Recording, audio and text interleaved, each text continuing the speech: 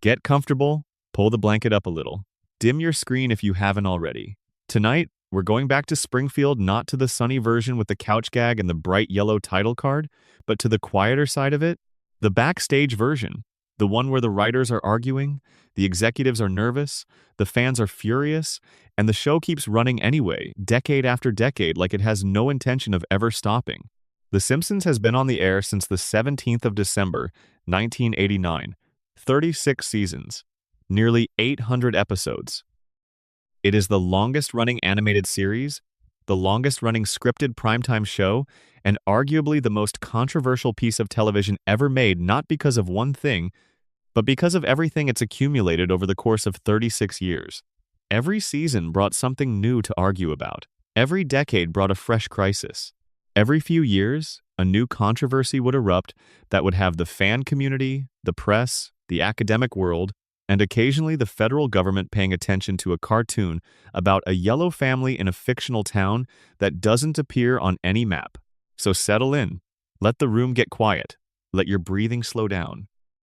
We're going to walk through all of it, every controversy, every scandal, every creative war, every episode that got pulled, every casting argument, every political firestorm at a gentle pace, in no particular hurry, the way you'd listen to someone tell you a long story late at night when there's nowhere else to be. There's a lot to cover. We'll take our time. Section 1. The great quality debate, did The Simpsons die? And, if so, when? If you've spent any time in Simpsons fan communities on Reddit, on fan forums, on YouTube comment sections, you've seen the argument. It comes up constantly, reliably, with a passionate consistency that borders on ritual. People argue about a lot of things when it comes to The Simpsons, but nothing quite stirs the community the way the quality debate does. The question isn't whether the show declined. Almost everyone agrees it did, at some point. The argument is about when the decline happened, how sharp it was, what caused it, and whether it matters that the show kept going anyway. To understand the controversy, you have to understand what the show was at its peak. And that means going back to the early 90s, when The Simpsons wasn't just a popular television program. It was a cultural phenomenon unlike anything that had existed before it. When the show debuted in 1989, it was considered radical. The family was dysfunctional in ways that television families simply weren't allowed to be at the time. Homer was lazy and irresponsible. Bart was a 10-year-old delinquent who openly mocked authority. The show didn't resolve its conflicts neatly. It didn't always deliver moral lessons. It treated its audience as intelligent adults who were capable of handling complexity, irony, and satire. At a time when primetime animated content was almost entirely aimed at children, The Simpsons was doing something different, something that felt genuinely new. The first 2 seasons were transitional. The animation was rough by later standards. The writing was finding its voice.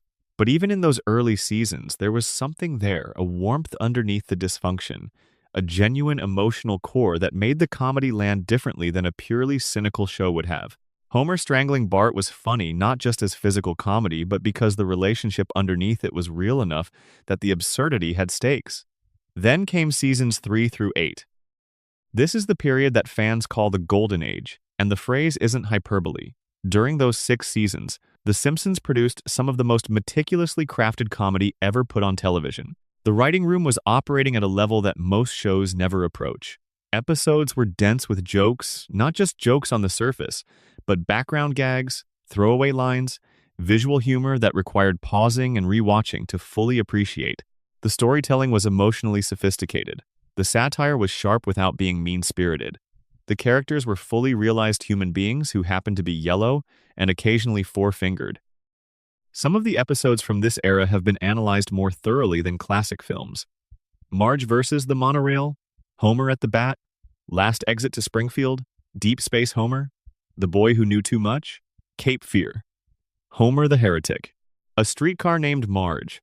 These episodes aren't just good television. They represent a kind of creative achievement that's genuinely rare comedy that operates simultaneously on multiple levels, that holds up under intellectual scrutiny while still being incredibly funny to a casual viewer. The writer's room during this period was extraordinary. It included people who would go on to have significant careers in television, film, and comedy. Conan O'Brien was writing for the show in its early seasons before leaving for late night. George Meyer, widely considered one of the most influential comedy writers of his generation, was a central figure. John Swartzwelder, a reclusive and enigmatic writer who has given almost no public interviews, contributed some of the most beloved episodes in the show's history. Greg Daniels, who would later create The Office adaptation and Parks and Recreation, was there. David X. Cohen, who would co-create Futurama with Matt Groening, was there. The concentration of talent was extraordinary, and the work they produced reflected it. Then something changed. The debate about when the change happened is the first controversy. The most commonly cited turning point is somewhere around Season 9. Some fans point to the Season 8 episode Homer's Enemy, the one featuring Frank Grimes, as the moment the show began to shift. Others point to the Season 9 premiere, The City of New York vs. Homer Simpson, as the last truly great episode before the decline. The most iconic flashpoint of fan discourse is a specific episode from Season 9, The Principal and the Pauper, in which Principal Skinner is revealed to be an imposter named Armin Tamzarian. We'll spend more time with that episode later in this script, because it has its own enormous controversy attached to it.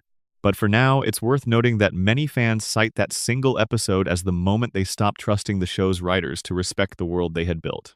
The critical vocabulary that developed around this decline is interesting in itself. The term zombie Simpsons entered the fan lexicon around the mid-2000s, popularized by a website called Dead Homer Society that ran detailed analyses of how the show had changed. The argument from that community was essentially this: the original show was a carefully constructed piece of character comedy where the humor emerged from the specific personalities of specific people in specific situations. The newer version of the show had replaced that with a formula. Homer causes chaos, chaos escalates, everything resets by the end of the episode. The plots became increasingly detached from anything resembling realistic human behavior. The emotional stakes disappeared. The jokes became broader and louder to compensate for the fact that they were no longer growing out of character. The term Flanderization came from this same discourse. It was coined to describe the process by which a complex, three-dimensional character gets reduced to a single exaggerated trait over time, and it was named after Ned Flanders, because his evolution from a well-meaning neighbor with genuine religious conviction and suppressed psychological trauma into a cartoonish caricature of religious conservatism was considered the clearest example of the phenomenon. The irony is that Ned Flanders is one of the show's most psychologically rich characters in the early seasons. The episode where his niceness is revealed to be the result of behavioral conditioning as a child, that episode depicts something genuinely disturbing about the way trauma and psychology interact. The later version of Ned, reduced to okily-dokily and religious jokes, lost almost all of that depth. Homer's Flanderization is the most discussed, because Homer is the show's central character. In the early seasons, Homer is stupid but not cartoonishly so. He's lazy but capable of genuine effort when something matters to him. He's selfish but capable of profound love for his family. He's a recognizably human failure, the kind of person who makes bad decisions not because he's a buffoon but because he's impulsive and not particularly self-aware. The show's early emotional power came from the fact that this flawed, somewhat pathetic man was also genuinely devoted to his family in ways that the audience found moving. By the later seasons, Homer had become something else. The stupidity was turned up so high that it stopped being a character trait and became a special effect. He would do things that no human being, regardless of intelligence, would do not because the plot required it, but because the writers needed a catalyst for the episode's central chaos. The warmth was still there occasionally, but it felt like a vestigial organ, something the show remembered having, rather than something it was actively expressing. The Homer of the later seasons wasn't the same character. He was a shape that had been worn away until only the broadest outline remained. The fan community's response to this decline is itself a controversy, because the community is deeply divided on what the decline means. One camp believes the show should have ended years ago, some say after Season 8, some say after Season 10, some say after the movie in 2007. From this perspective, every subsequent season is a diminishment of the show's legacy, a slow erosion of something that was once genuinely great. The show's continued existence is, in this reading, an act of institutional vandalism. The other camp has a more complicated relationship with the later seasons.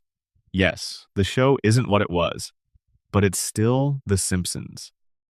It still occasionally produces something genuinely great an episode, a scene, a moment that reminds you why the show mattered in the first place. The later seasons have their defenders who will point to specific episodes as evidence that the creative heart of the show never entirely stopped beating, just became less reliable. And there's something to that argument. The show has never fully died, even at its most formulaic. There are still jokes that land. There are still emotional beats that work. The characters still occasionally feel like themselves. There's also the question of what ending would even mean for a show that has run this long. The Simpsons has outlasted most of the cultural context that surrounded it at its creation. The writers who built the Golden Age have largely moved on. The show exists now as an institution rather than a creative entity. It's a brand, a piece of cultural infrastructure, something that needs to keep running because too many people depend on it professionally, and too many people are emotionally attached to its continued existence. Ending it would be an event of genuine cultural significance, and there's an argument that the show's continued existence, even in diminished form, provides something that a clean ending wouldn't. As long as The Simpsons is on, it's still here. And for many viewers, that matters more than quality. The controversy around quality also intersects with something more uncomfortable: the question of what the show's decline reveals about the entertainment industry more broadly. The Golden Age writers were remarkable individuals, but they were also a product of a specific moment in television history, a moment when animated primetime programming was new enough that the people doing it had genuine, creative freedom. As the show became more successful, it became more corporate. The creative decisions became more conservative. The pressure to deliver consistent ratings without taking risks increased.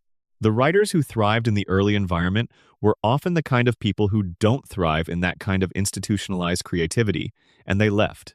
What remained was competent but cautious, talented but less experimental. This is a pattern that shows up across the entertainment industry, and The Simpsons is just its most visible example. Great creative work often happens at the margins, in spaces where the stakes are low enough to allow risk. As success accumulates, the stakes rise, the institutional pressures increase, and the work becomes safer and less interesting. The Simpsons' Golden Age was partly a product of the show's early scrappiness, the sense that it was doing something new and didn't have a formula to protect. Once the formula was established and proven, protecting it became the priority. And protecting a formula is not the same as making great television. The quality debate has never been resolved, and it never will be, because it's ultimately a debate about what the show is supposed to be, and different people have genuinely different answers to that question. For some, The Simpsons is a piece of art that should have been allowed to end gracefully. For others, it's a cultural institution whose continued presence is valuable, regardless of individual season quality. For others still, it's simply a show they grew up watching, and as long as it's on, some part of their childhood is still accessible. What almost everyone agrees on is that something changed. Something was lost. Whether that loss is a tragedy or simply the inevitable result of a show running for 36 years is a question each viewer has to answer for themselves. And in the quiet of late night, lying in a comfortable bed with the lights low, maybe the answer doesn't need to be definitive.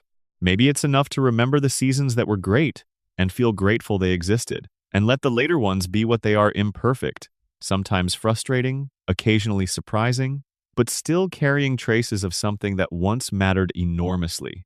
Hey, if you're enjoying this, drop a comment letting me know what time it is, where you are, and where in the world you're watching from. And if you haven't subscribed yet, now's a good moment. There's a lot more Springfield ahead of us tonight. Section 2. The Apu Controversy, Springfield's Most Difficult Conversation. In 2017, a documentary filmmaker named Hari Kondabolu released a film called The Problem with Apu. The film was shown on True TV. It ran for about an hour, and within days of its release, it had ignited one of the most significant controversies in The Simpsons history, a debate that touched on questions of representation, comedy, cultural harm, institutional defensiveness, and the complicated relationship between beloved entertainment and the real-world effects it can have on real people. To understand the controversy, you need to understand who Apu Nahasapi Mapatilan is, and what he meant both to the show and to the people who felt hurt by him. Apu was introduced in the second season of The Simpsons. He is the owner and operator of the Quick E-Mart, Springfield's convenience store, and a recurring supporting character who appears across hundreds of episodes over the show's run.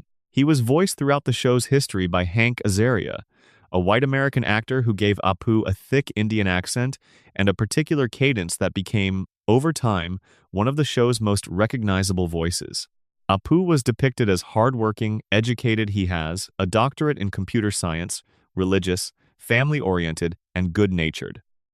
He was also depicted with a thick accent that was frequently the source of jokes, and in ways that drew on stereotypes about South Asian immigrants and convenience store owners that have a long history in American culture.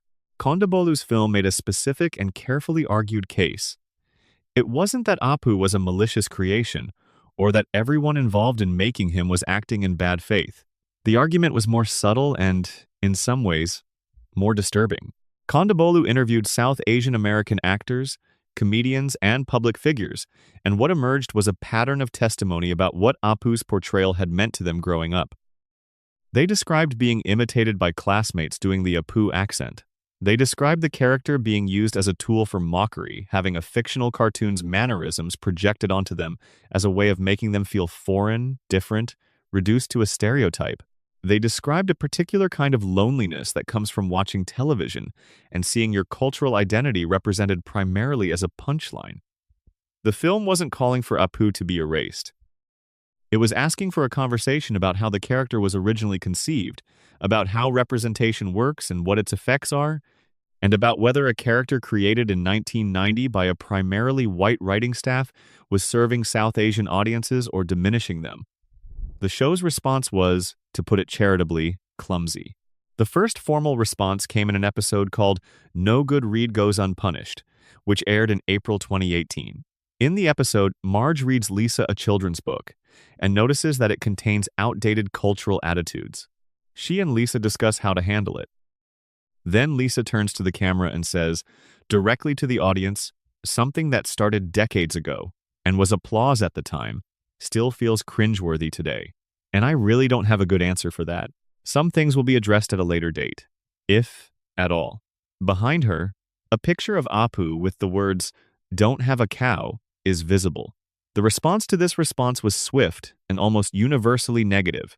Critics and commentators argued that the show was being dismissive, essentially shrugging at a serious critique by having a character acknowledge it without engaging with it.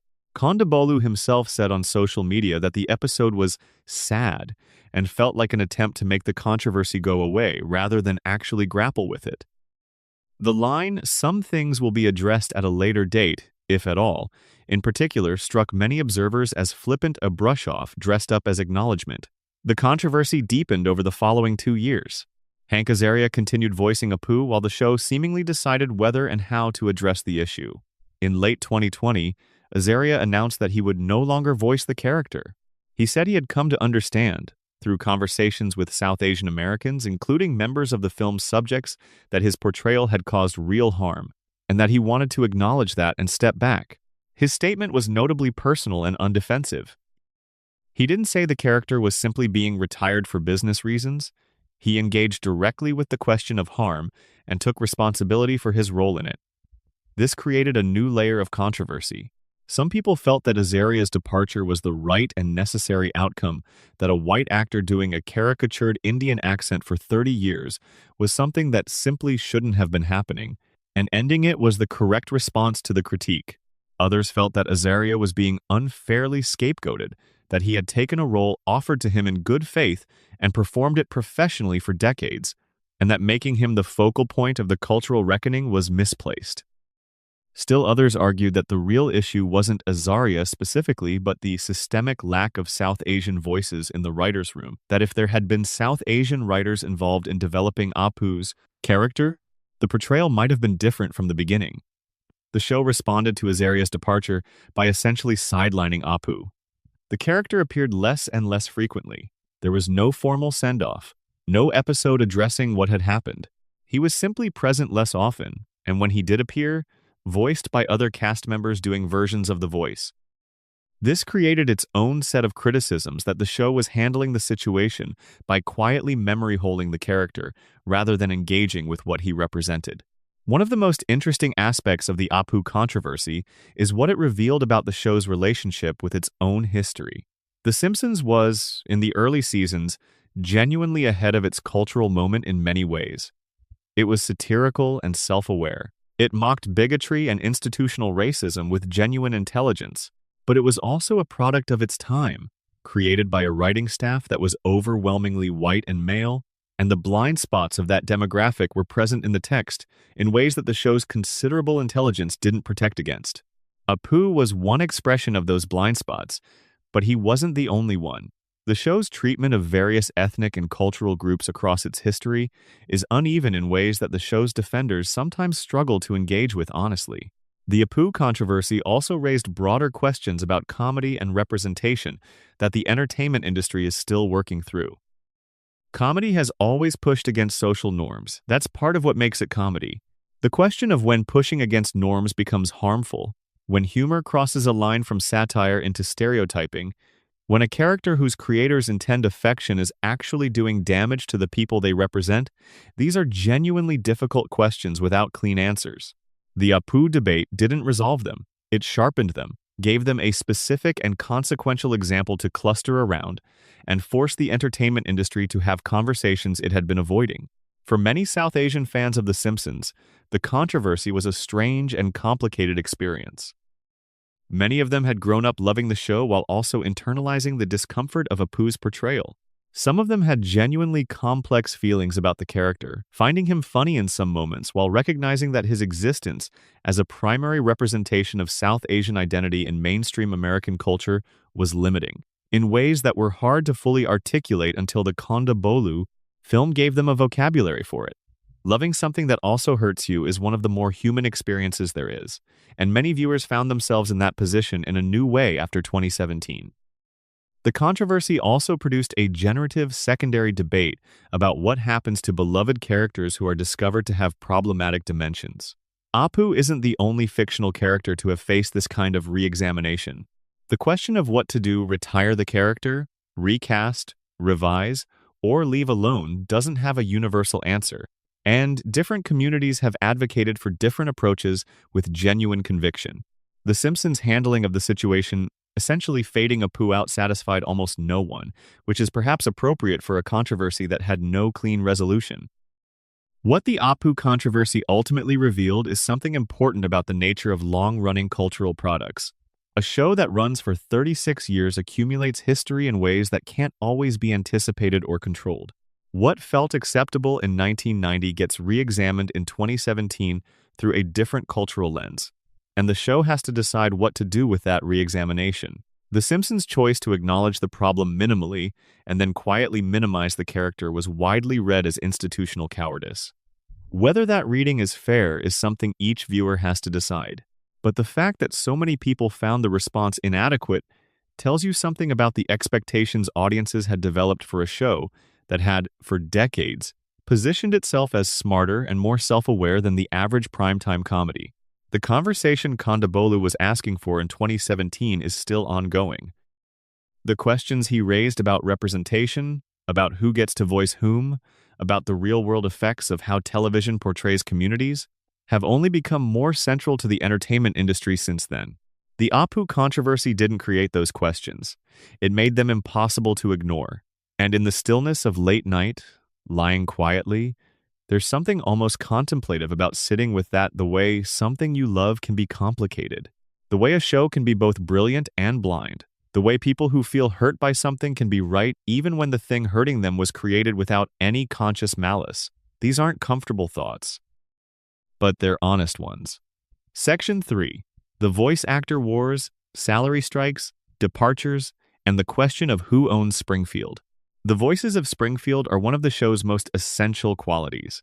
The core cast Dan Castellaneta as Homer, Julie Kavner as Marge, Nancy Cartwright as Bart, Yeardley Smith as Lisa, Hank Azaria as a constellation of supporting characters, and Harry Shearer as an equally impressive array of characters including Mr. Burns, Ned Flanders, Principal Skinner, and Smithers created a sonic world that has become deeply embedded in American pop culture. These are some of the most recognized voices in the history of television. And the story of how the actors who produce those voices have negotiated their relationship with Fox and with the show's producers is one of the more dramatic behind-the-scenes narratives in television history. The first major voice actor controversy came in 1998. By that point, the show had been running for nearly a decade. The core cast members were working for relatively modest salaries compared to the enormous profits the show was generating for Fox. The six principal voice actors Castellaneta, Kavner, Cartwright, Smith, Azaria, and Shearer negotiated collectively, and in 1998 they went on strike. The strike lasted a matter of weeks, but created genuine anxiety about the show's future. Fox threatened to replace the cast with cheaper voice actors if their demands weren't met. The actors held firm. The result was a deal that raised each principal cast member's salary to $125,000 per episode, at the time a record for voice actors in television animation. That deal reshaped the economics of voice acting for animation across the industry. It established that voice actors on major animated series deserved compensation comparable to their contributions to those series' success, rather than the diminished rates that had historically been standard for voice work. The precedent set by The Simpsons cast influenced subsequent negotiations on other animated shows and helped shift the broader industry's approach to compensating voice talent. But the 1998 deal wasn't the end of the salary controversies. In 2004, the cast negotiated again. The new deal raised salaries to $360,000 per episode. In 2008, salaries rose again to approximately $400,000 per episode. By 2011, the cast was earning around $440,000 per episode, making the principal Simpsons voice actors among the highest-paid performers in television. Fox responded to the 2011 negotiations by making a remarkable public statement. The show would be canceled unless the cast accepted salary reductions. This threat, unusually, was aired publicly rather than kept behind closed doors, which some observers interpreted as a negotiating tactic designed to put public pressure on the actors. The cast ultimately agreed to reductions down to around $300,000 per episode, reportedly in exchange for a share of the show's back-end profits. The details of that arrangement have never been fully disclosed publicly, but the 2011 negotiation is notable for how publicly it was conducted and for the fact that it introduced genuine uncertainty about whether the show would continue at all. Then there's the Harry Shearer situation. Harry Shearer is one of the show's most important voices. In addition to Burns and Flanders, he voices Skinner, Smithers, Superintendent Chalmers, Kent Brockman, Lenny Leonard, Dr. Hibbert, and a range of other recurring characters. He is also, by his own account and by the account of others who have worked with him, one of the more difficult personalities in the show's history, someone with strong opinions about creative control and contractual rights, who has never been shy about expressing those opinions publicly. In 2015, Shearer announced through his attorney that he was leaving The Simpsons. He said he had been unable to reach an agreement with the producers on contract terms that would allow him to pursue outside projects. He wanted flexibility to do other work during The Simpsons' production schedule, and the show's producers were unwilling to provide that flexibility. The dispute was, at its core, about whether one of the show's most essential voice actors was effectively being prevented from having a career beyond the show he had been working on for 26 years. The announcement sent genuine shockwaves through the fan community. Shearer's characters are so central to the show's world that the idea of losing them seemed almost incomprehensible. Burns without Harry Shearer would be a fundamentally different character. The same was true for Flanders, Skinner, and the others. The prospect of recasting hiring new voice actors to replicate voices that Shearer had developed and refined over more than 2 decades struck most fans as deeply unappealing. The show's producers were characteristically public about their side of the dispute. Matt Groening, James L. Brooks, and Al Jean made statements that were, depending on your interpretation, either admirably transparent or surprisingly combative for a negotiation that might have been handled more quietly. The message from the production side was that Shearer had been given a fair offer and had chosen to walk away from it. Negotiations continued for several months. The media covered the dispute with unusual intensity for a behind-the-scenes contract disagreement. Fans expressed anxiety and frustration on social media. Petition campaigns circulated.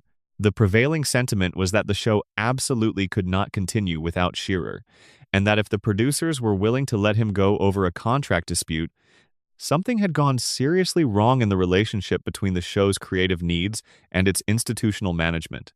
In July 2015, Shearer announced he had reached a new agreement and would return to the show.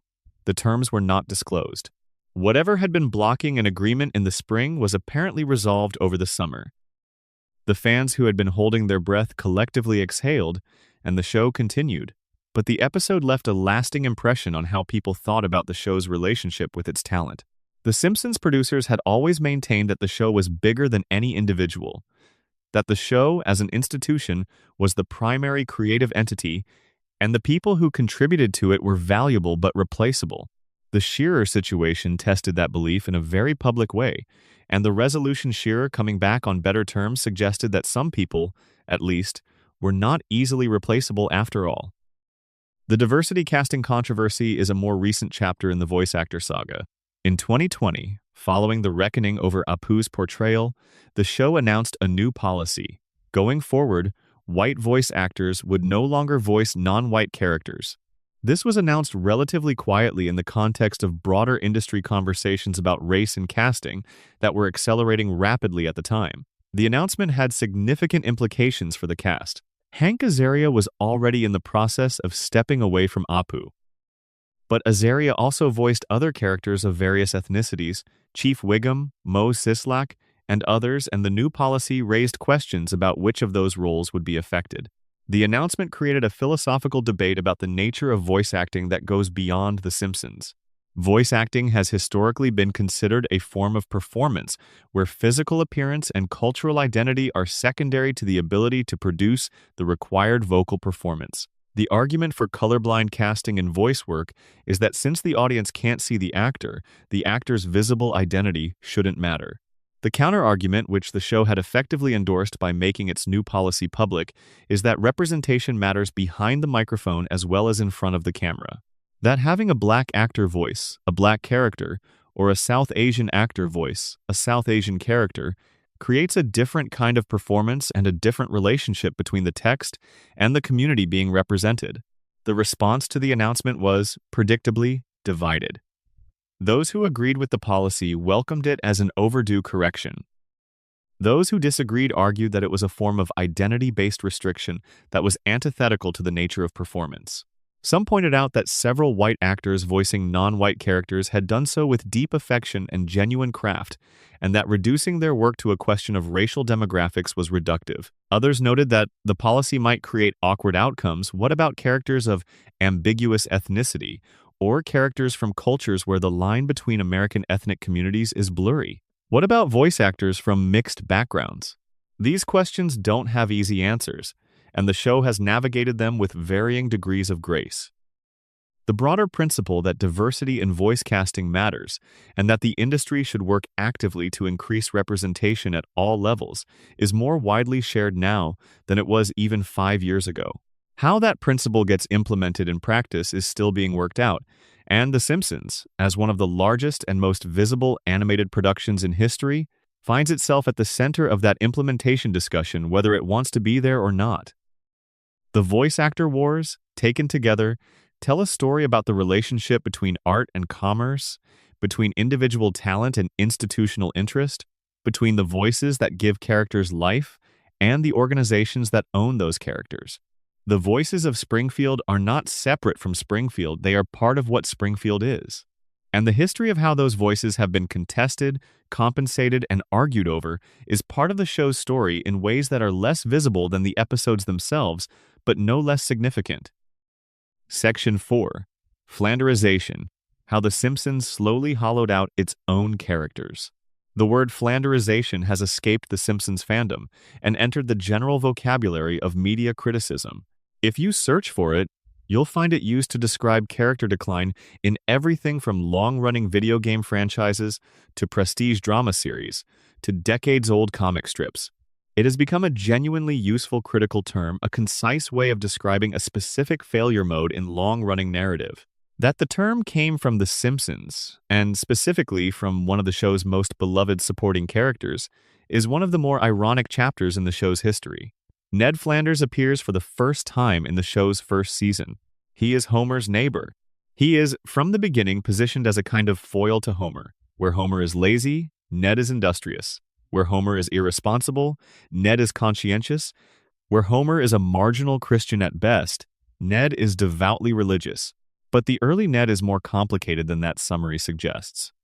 He's not simply a parody of Christian virtue. He's a fully realized person whose goodness is genuine, but whose psychology has depth. He struggles. He has fears. He has a relationship with his faith that is earnest rather than performative, and the show treats that faith with more respect than you might expect from a satirical animated comedy. The episode that most completely reveals early Ned's complexity is Hurricane Neddy from Season 8. When a hurricane destroys Ned's house and the town rebuilds it so poorly it immediately collapses, Ned has a breakdown.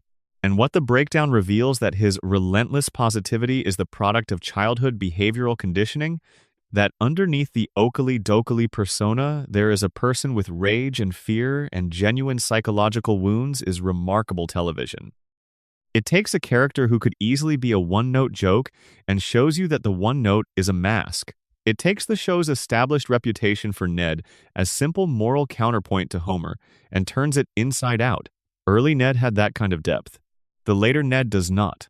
Over time, Ned's character was simplified to a set of recurring tics: the Christian exclamations, the physical fitness, the disapproval of Homer's behavior, the references to biblical authority. The genuine faith was replaced by religious caricature. The suppressed darkness was forgotten. The complexity of the Hurricane Neddy revelation was not carried forward. It was acknowledged in that episode and then essentially discarded. The Ned who emerged in the later seasons is a different person from the Ned of the first 8. He's recognizable by his mannerisms, but the interiority is gone. This pattern establishes a deep character. Simplify them to their most recognizable surface traits over time. Use those surface traits as shorthand repeats across the entire cast. The show's efficiency at characterization was initially one of its strengths. Within a few lines of dialogue, any regular viewer could know exactly who they were dealing with when a character appeared. That efficiency became a trap when the shorthand replaced the fullness of the characters it was intended to suggest. Homer's transformation is the most consequential, because Homer is the show's engine. The early Homer is stupid, yes, but his stupidity is specific and human. He makes the mistakes that people make when they are impulsive and not particularly self-aware. He wants to do right by his family and often fails. But the failure is recognizable, the failure of someone who genuinely loves their children but struggles to be present, who genuinely loves his wife but neglects her because he takes her for granted, who genuinely wants to be a good person but defaults to what's comfortable because being good is hard work. The later Homer makes mistakes that no human being would make. His cruelty toward Bart, which in the early seasons is a function of impulsive frustration, becomes in the later seasons a kind of casual sadism that sits uncomfortably with the show's emotional history. His relationship with Marge deteriorates in ways that are never properly addressed. His adventures become increasingly disconnected from the world of recognizable human experience. He joins a barbershop quartet, goes to outer space, becomes a food critic, discovers a hidden talent for every conceivable profession. These episodes aren't the same as the early season Homer episodes because the Homer in them isn't the same person. He's a plot vehicle. Lisa's Flanderization is perhaps the saddest, because Lisa starts out as one of television's most interesting child characters. The early Lisa is intelligent and sensitive and lonely, a kid who feels genuinely out of place in her family and her town, who is searching for something she can't quite name. Her episodes in the early seasons have a quality of genuine emotional ache. Moaning Lisa from Season 1. Lisa's Substitute from Season 2. These are episodes about the specific loneliness of being the smartest person in the room when you're 8 years old, and you haven't yet learned that intelligence is something that needs to be managed rather than expressed. The later Lisa simplifies her sensitivity into self-righteousness and her intelligence into a recurring pose. She becomes the character who delivers the episode's moral lessons, the one who tells the audience what to think about the issue the episode is exploring. The complexity of her alienation is replaced by the familiar rhythms of Lisa being right. And because she's so often framed as the moral center of the episode, the show loses the ability to be interesting about her, to show her being wrong, being cruel, being small in the way that people who consider themselves morally superior sometimes are. Bart's arc is interesting because his Flanderization runs in a somewhat different direction. Early Bart is a genuinely subversive character. He's a 10-year-old delinquent. Yes, But his delinquency is rooted in a specific worldview, a healthy skepticism about authority, a refusal to accept that the rules of the adult world are worth following. El Barto wasn't just a tag on a wall. He represented something about the gap between how children experience institutional authority and how that authority represents itself. Later, Bart becomes simply mischievous, a character whose rebellions are no longer pointed at anything in particular, but are instead just the mechanics of his role in plots. The character whose Flanderization generates the most interesting discussion is Marge. Marge in the early seasons is the show's most grounded figure, the emotional anchor who holds the family together not through passivity, but through active, sometimes exhausting, commitment. She has her own ambitions, her own fears, her own moments of crisis. She is capable of anger, of desire, of restlessness. Episodes like Marge Gets a Job and A Streetcar Named Desire show a person who has genuine depths and who struggles against the limitations of her domestic role in ways that are sympathetic and specific. The later Marge is largely defined by her tolerance. She tolerates Homer. She worries. She occasionally protests. The inner life is reduced to a set of recognizable concern expressions. The ambitions she expressed in the early seasons, her talent for painting, her professional aspirations, her interest in the world beyond Springfield largely disappear, replaced by the domestic support role that makes Homer's adventures possible. The irony is that the show, which in its early seasons was genuinely thoughtful about the complexity of women's experiences in domestic life, eventually became precisely the kind of show that reduces its most interesting female character to a supportive background presence. The Flanderization controversy is interesting because it forces a question about what makes a character good. Is a character good because of the complexity of their psychology, or because of the consistency and reliability of their surface traits? Different viewers answer this question differently. Some fans of the later seasons find comfort in the familiar rhythms of the simplified characters, the Homer who says dough, the Ned who says okely dokely, the Lisa who delivers the moral. These rhythms are part of what The Simpsons is, and the pleasure of the familiar is real. Other fans, often those who came to the show through the Golden Age, find the simplification actively painful because they remember what these characters used to be. There's a broader question about whether Flanderization is inevitable in long-running narratives or whether it can be avoided with sufficient creative discipline. Some long-running shows manage to keep their characters complex over many seasons to continue developing them, surprising the audience with new dimensions, resisting the pull toward reduction. The Simpsons, which in its peak years showed that this was possible, eventually fell into the same trap that claims most long-running shows. Whether that was inevitable, given the institutional pressures the show operated under, or whether it was a failure of creative ambition, is a judgment each viewer makes for themselves. Section 5. The Commercialization Controversies. When Springfield started selling things, The Simpsons has always had a complicated relationship with capitalism. The show has been, from its earliest seasons, one of the most incisive critics of American consumerism in the history of entertainment. Mr. Burns as an archetype of exploitative billionaire wealth. The Quick E-Mart as a portrait of the convenience economy. The way Springfield's residents are depicted as perpetual consumers, their lives shaped by advertising and corporate power in ways they can't fully perceive or resist. The show's satirical intelligence about the economic system it operated within was one of its most distinctive qualities, which made it increasingly awkward, over time, that the show began doing exactly the things it had spent its golden age satirizing. Product placement in The Simpsons has a long history. In the early seasons, fictional brands were the norm: Krusty Burger rather than McDonald's, Duff Beer rather than Budweiser. The fictional brands served multiple purposes. They allowed the show to satirize brand culture without legal complications. They created a consistent internal world. They gave the writers freedom to make the brands whatever they needed to be for a given joke or storyline, unconstrained by the realities of actual corporate entities. As the show moved into its later seasons and the economic pressures on network television intensified, the relationship with real brands became more complicated. Promotional tie-ins, product placements, and sponsored content gradually became more visible. The show was not unique in this. Virtually every major network program incorporated commercial considerations into its content in ways that weren't always disclosed. But for a show that had built its reputation on its willingness to bite the hand that fed it, the accommodations felt more conspicuous. The relationship between The Simpsons and Fox News is one of the more remarkable examples of institutional self-interest overriding satirical integrity. Fox News and The Simpsons share a parent company, both are Fox properties. The Simpsons has made jokes about Fox News across its history, and some of those jokes have been pointed enough to feel genuinely satirical. The show has mocked Fox News's conservative bias, its sensationalism, its relationship with the Republican Party. A running gag involves the scrolling Fox News chyron displaying obviously absurd conservative talking points. But there's a limit to how far the satire goes, and the limit is structurally determined. The Simpsons is, ultimately, a Fox product.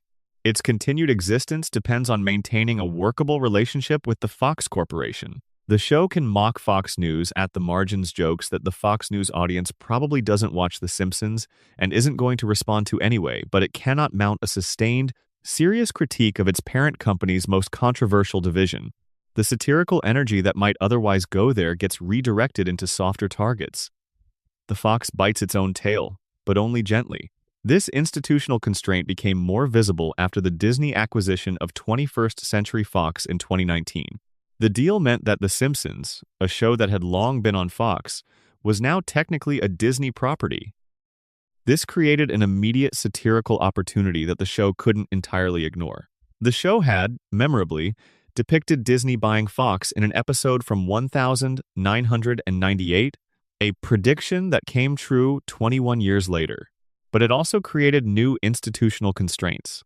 Disney is a corporation with even more extensive content sensitivities than Fox, and the show's relationship with its new parent company has been a subject of ongoing speculation among fans. The show has made jokes about the Disney acquisition, but the jokes are affectionate rather than critical.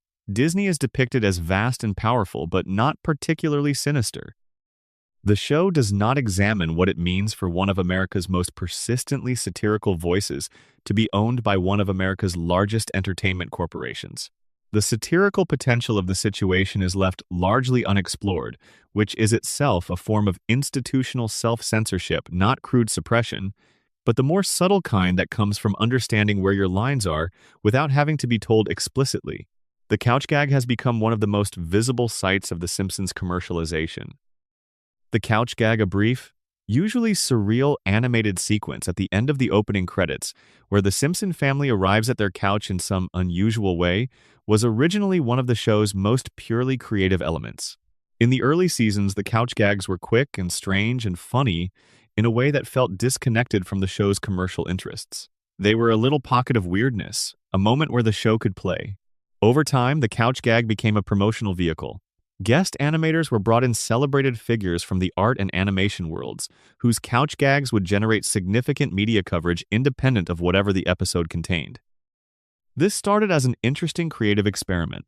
Street artist Banksy directed a couch gag in 2010 that became a genuine cultural event, a dark, critical depiction of the conditions under which animation is produced in overseas facilities that generated enormous coverage and seemed, briefly, to recapture something of the show's satirical spirit. But subsequent guest couch gags, while often technically impressive, gradually became more associated with promotional value than with the kind of creative surprise the format originally promised.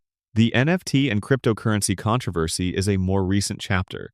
In 2021, as NFT mania was approaching its peak, The Simpsons featured a couch gag that explained NFTs. The segment, created by the show's regular animation staff, depicted the Simpson family navigating the NFT landscape. It was presented as a topical gag, the kind of, the show acknowledges a current trend content that the show has been producing for decades.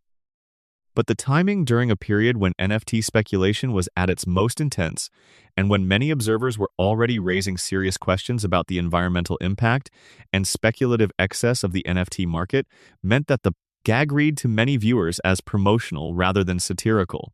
The show was giving NFTs a couch gag, which is a form of cultural legitimation, at a moment when the most interesting satirical response to NFTs might have been to mock them rather than explain them.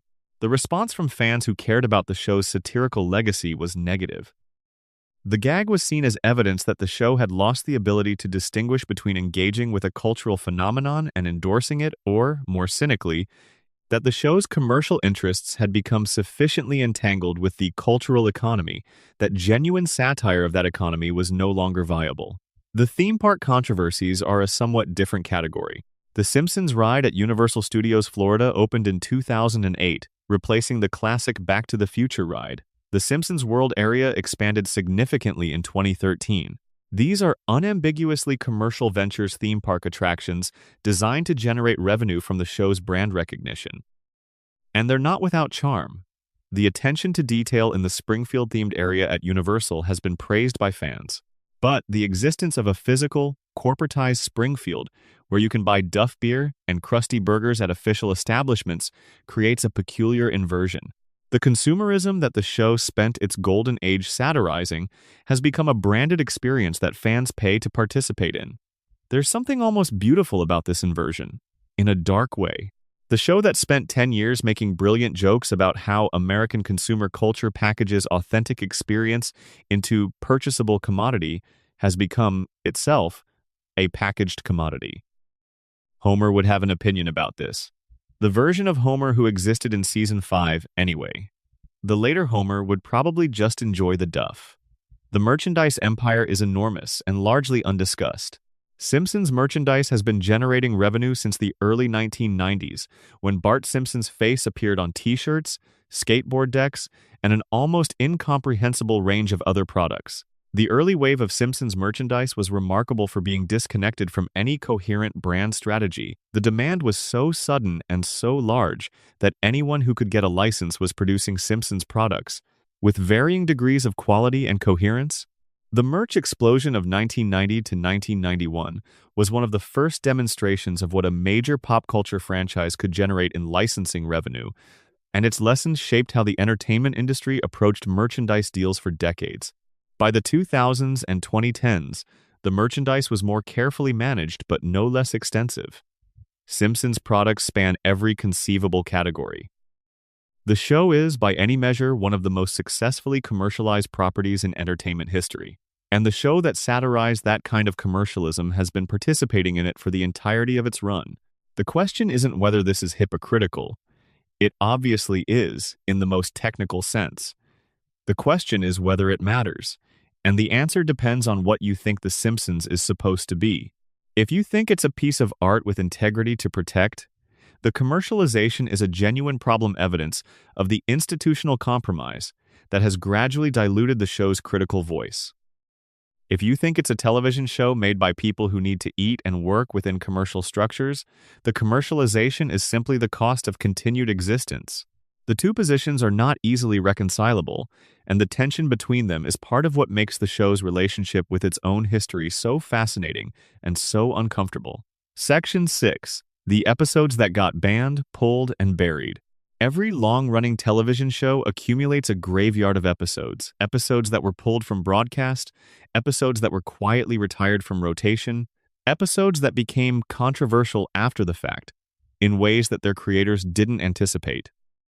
The Simpsons has a particularly large and interesting graveyard, and the stories behind why each episode ended up there reveal something significant about the relationship between entertainment, culture, and the specific historical moments that shaped them.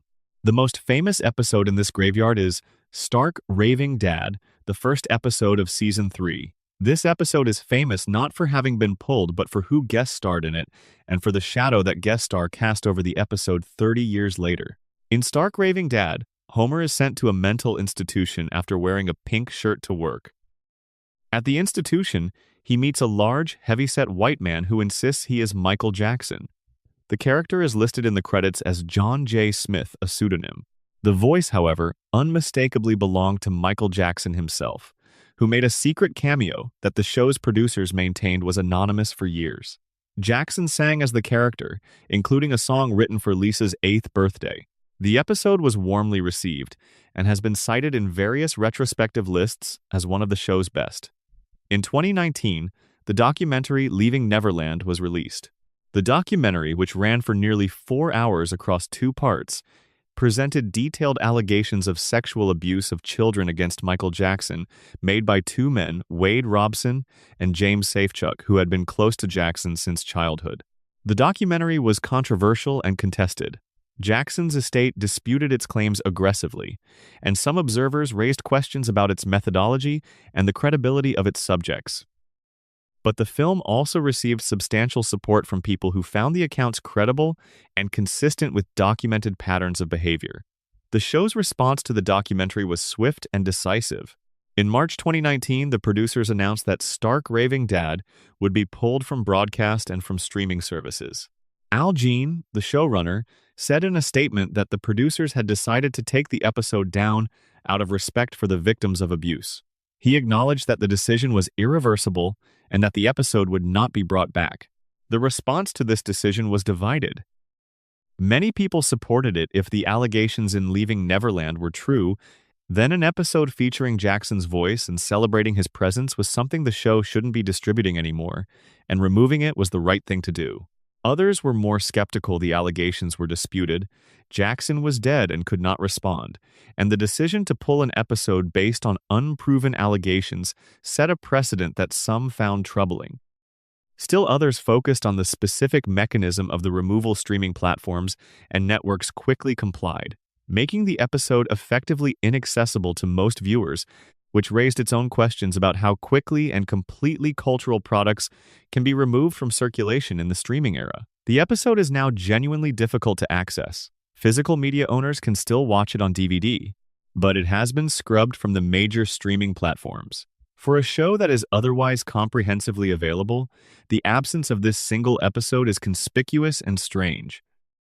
The Muhammad controversy is a different kind of episode controversy, one involving not the removal of content but the refusal to include it, and the reasons for that refusal. In 2010, The Simpsons aired an episode called 201, the 200th episode of their run, which was intended as a sequel to an earlier episode in which the Prophet Muhammad had been a subject of discussion.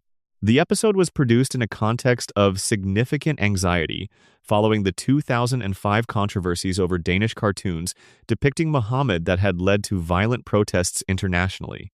The original broadcast of 201 included extensive censorship applied by the network. The Prophet Muhammad's name was bleeped out, and a speech by Homer about the importance of free speech was bleeped entirely. Matt Stone and Trey Parker, the creators of South Park, which had faced direct threats over an episode dealing with the same subject, criticized Fox's decision to censor the episode. The Simpsons creators were notably silent on the matter publicly, which was itself read as a form of institutional deference.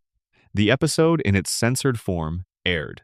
It has never been made available online in uncensored form, as far as publicly available records indicate. The incident raised questions about the limits of satire when the subjects of satire come with credible physical threats attached, questions that don't have comfortable answers, and that the entertainment industry as a whole has not consistently resolved. The post-September 11th episode polls are the most historically interesting category. In the immediate aftermath of the September 11th attacks, network television went into emergency mode, reviewing all scheduled content for anything that might be perceived as insensitive or offensive in the context of the most devastating attack on American soil since Pearl Harbor.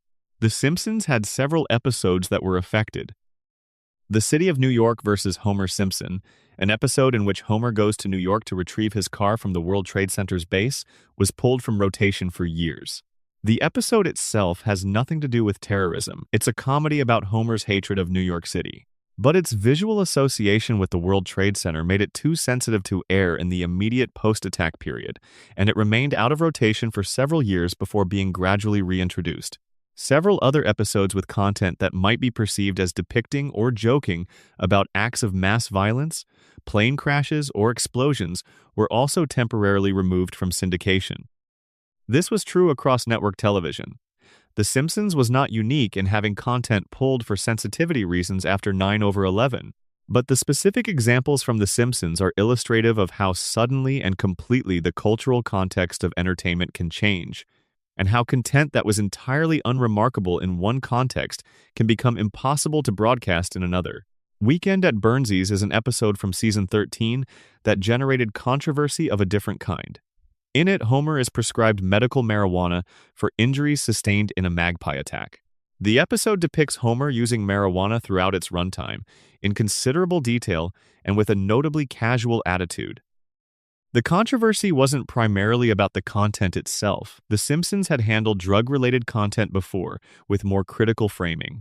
It was about the timing and tone. The episode aired at a moment when marijuana legalization was becoming a more active political issue, and it portrayed marijuana use in a sympathetic, comedic light, with no particular consequences or moral frame. Anti-drug advocacy groups were not pleased. The episode aired without being pulled, but it generated significant coverage that reflected ongoing cultural anxieties about how popular media depicts drug use. The episode controversies also include several instances where the show generated international diplomatic incidents by depicting other countries in unflattering ways. A 1,998 episode depicting Brazil resulted in a lawsuit from a Brazilian tourism organization, which claimed the episode portrayed the country as dangerous and crime-ridden. The episode included depictions of street crime, wild animals in city streets, and a kidnapping, all played for comedy but received very differently in Brazil. The lawsuit was ultimately unsuccessful, but it generated significant press in Brazil and elsewhere. An episode touching on Australian cultural practices generated similar diplomatic pushback from Australian officials who found the depiction offensive. Japan-related episodes have occasionally caused friction. The show's habit of taking broad, comedic shots at national stereotypes, which, in the Golden Age, was often executed with enough satirical intelligence to make the shots feel pointed rather than merely careless, became more fraught in later seasons when the satirical intelligence was less reliable and the stereotyping more prominent. The graveyard of controversial episodes tells you something about the show's relationship to its historical moment. Every episode is a product of the specific cultural context in which it was created, and that context keeps shifting. What felt like sharp satire in 1993 can feel like careless stereotyping in 2023. What felt like harmless comedy in 2001 can feel intolerable in the aftermath of a catastrophic event. The show has been running long enough that it has accumulated content from an enormous range of cultural contexts, and managing that accumulation, deciding what to keep available, what to retire, what to acknowledge, and what to quietly remove is an ongoing institutional challenge with no clean solutions. Section 7. The predictions, controversy, time travelers, coincidences, and the Internet's memory. The Simpsons predicted it. This sentence, or some version of it, has been attached to dozens and dozens of cultural and political events over the past 20 years. The show predicted Trump's presidency. The show predicted the Disney-Fox merger. The show predicted the COVID pandemic. The show predicted autocorrect, smartwatches, video calling, robotic librarians, and the mass of the Higgs boson particle. The show predicted everything. This reputation, the idea that The Simpsons is some kind of prophetic text, a long-running chronicle of the future dressed up as a comedy about a yellow family in a fictional town, is one of the most persistent and debated aspects of the show's cultural legacy. It generates more social media engagement than almost any other aspect of the show. Every time something happens in the world that bears any resemblance to something that appeared in an episode, the screenshot circulates, the claims escalate, and the debate about what it means begins again. The controversy exists on multiple levels. There's the question of whether the predictions are real, whether the show genuinely anticipated future events, or whether the apparent matches are the result of selective memory, confirmation bias, and the sheer volume of content the show has produced. There's the question of what mechanism might explain genuine predictions, if they exist coincidence, extrapolation, or something stranger. And there's the question of what the predictions phenomenon says about how we relate to popular culture and to uncertainty about the future. The Trump prediction is the most famous and the most discussed. In the year 2000, The Simpsons aired an episode called Bart to the Future, in which a fortune teller shows Bart a vision of his adult future. In that future, Lisa Simpson is President of the United States, and she references having inherited a significant budget deficit from her predecessor, identified as President Trump. The episode aired 16 years before the 2016 election. When Trump won that election, the screenshot from Bart to the Future began circulating with remarkable speed, and the phrase "The Simpsons predicted it" attached to Trump's victory became ubiquitous. The show's writers have spoken about this prediction on multiple occasions. The consensus account is that Trump was chosen not because the writers had some prophetic sense that he would eventually run for and win the presidency, but because in 2000 he was already a public figure who had discussed running for president on multiple occasions, whose celebrity was enormous and whose business dealings were notorious, and who represented a certain kind of American ambition that the joke about celebrity presidents was designed to satirize. The joke was about the cultural direction America seemed to be heading toward the commodification of celebrity, toward the idea that fame itself was a qualification for leadership. Trump was the most convenient, most recognizable emblem of that direction at the time. This explanation is both accurate and somewhat unsatisfying. It's accurate in the sense that it describes the writing process correctly. The writers weren't predicting anything in a prophetic sense. They were making a satirical observation about existing trends. It's unsatisfying because the observation turned out to be precisely correct. And a satirical observation that turns out to be precisely correct about 16 years later, reality is doing something more than most satire manages.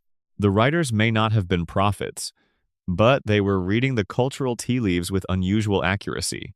The COVID prediction is more complex and more contested. In 1993, The Simpsons aired an episode called Marge in Chains, in which a flu virus originating in Japan spreads to Springfield, causing mass panic, shortages, and a chaotic public health response. The episode includes a scene in which people gather in front of the Springfield Town Hall demanding a cure, and the government releases boxes of killer bees instead, a joke about governmental incompetence in public health emergencies. In 2020, as the COVID-19 pandemic was developing, this episode was widely circulated with claims that it had predicted the pandemic. The killer bee detail gained additional resonance when Asian giant hornets, dubbed murder hornets by American media, appeared in the Pacific Northwest in the same year. The prediction claim here requires significantly more qualification than the Trump case. A flu virus originating in Asia is not the same as COVID-19, which is not influenza. The episode's pandemic is resolved within the runtime of a 20-minute comedy episode. The killer bees are a joke, not a genuine parallel to the murder hornet story. The claim that this episode predicted COVID requires squinting at the similarities and ignoring the dissimilarities, which is what confirmation bias does. It highlights the matches and renders the mismatches invisible. But the cultural appetite for the claim is real and revealing. In the early months of the pandemic, when uncertainty was at its most acute and the world was experiencing an event that felt genuinely unprecedented, the idea that The Simpsons had seen it coming provided a strange kind of comfort. If the show had predicted it, that meant the future was knowable, that patterns existed that could be discerned and mapped, that the chaos was not entirely random.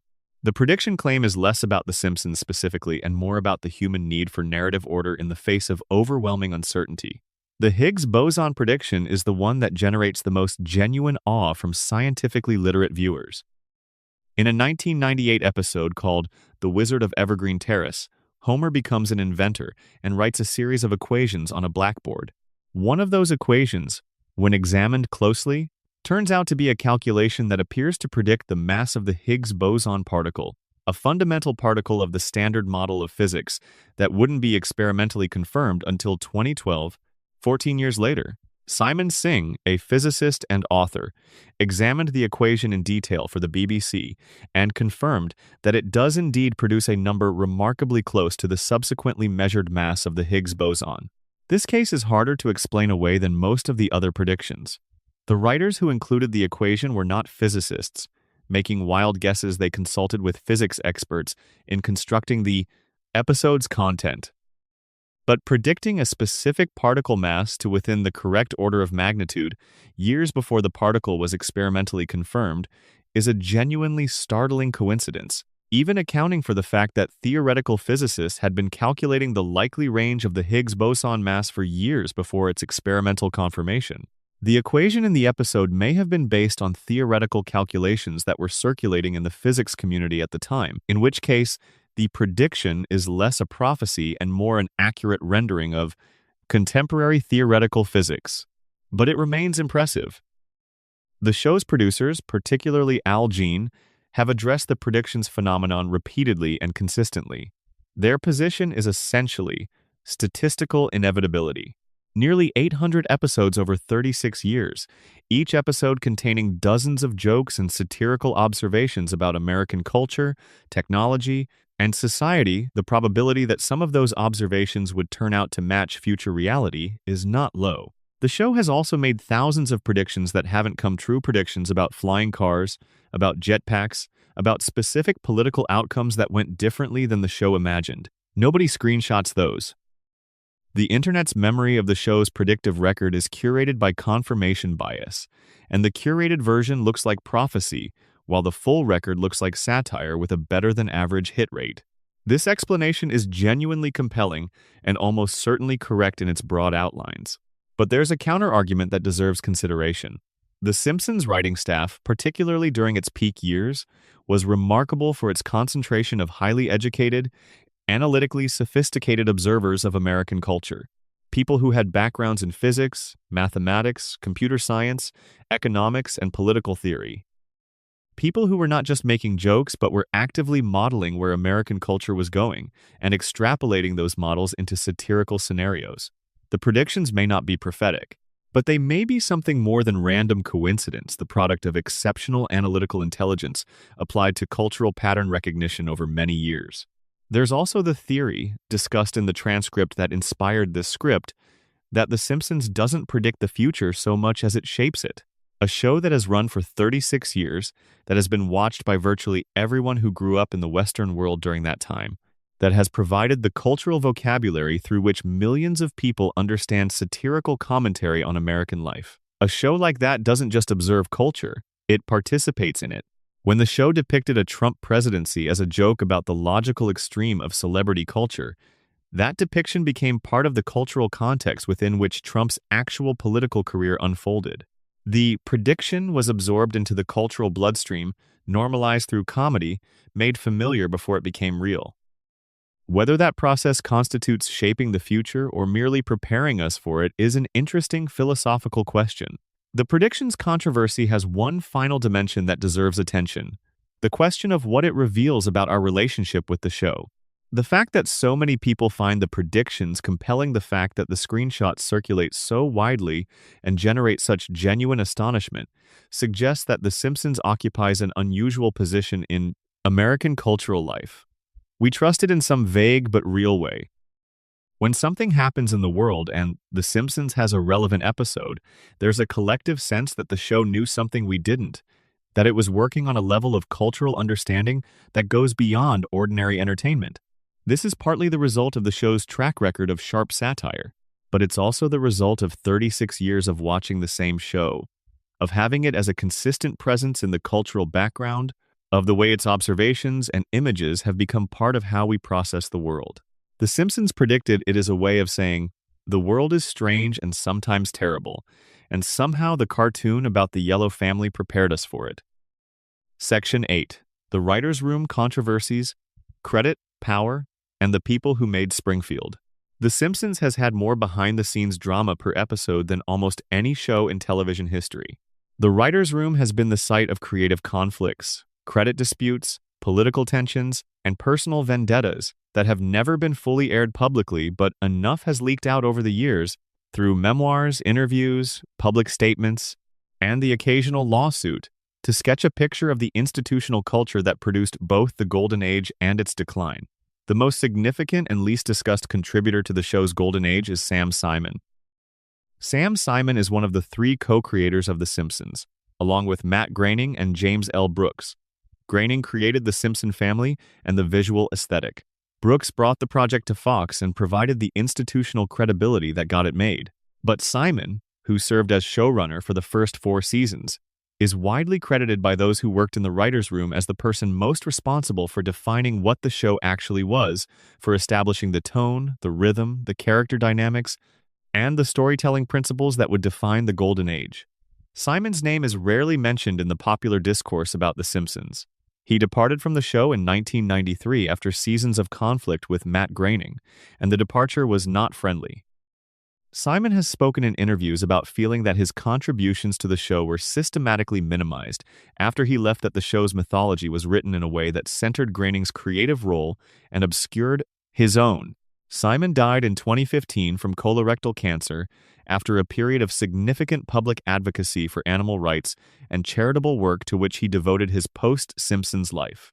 The question of Sam Simon's credit is a genuine controversy within the fan community, in part because it has implications for how we understand the show's golden age.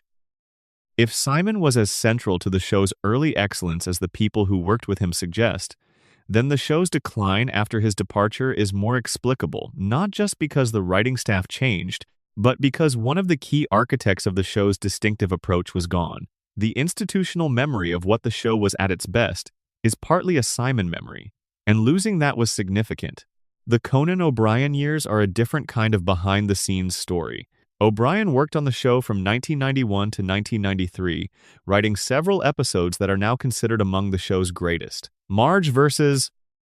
The Monorail, which O'Brien wrote in 1993, is often cited as the single greatest Simpsons episode, a dense, brilliant, endlessly quotable piece of comedy that takes the show's formal strengths and pushes them to their absolute limit. O'Brien also wrote Homer Goes to College, New Kid on the Block, and other episodes from the show's peak. The credit dispute emerges from the way credit in television writers' rooms works generally, and from some specific circumstances of O'Brien's departure. Writers who work on television shows receive written-by credits for episodes they primarily wrote, but many episodes go through multiple drafts, with contributions from various writers, and the final product often reflects collective effort.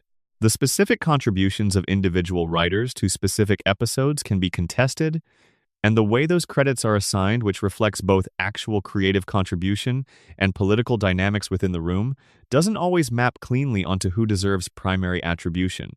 O'Brien's departure in 1993 to host Late Night was abrupt and, by some accounts, didn't end entirely smoothly.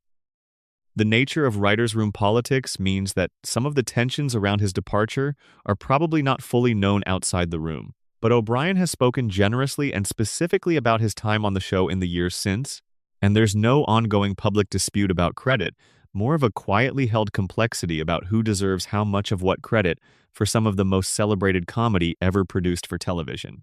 The gender disparity in The Simpsons writers' room is a controversy that has received increasing attention in recent years. The show's writers' room has been, across its history, overwhelmingly male. Female writers have been significantly underrepresented, particularly in the show's most influential early seasons. This is not unique to The Simpsons. Late-night television and animated comedy have both historically been hostile environments for women, but for a show with such cultural reach and such explicit feminist themes in its early seasons, the absence of women in the room that produced those themes is notable.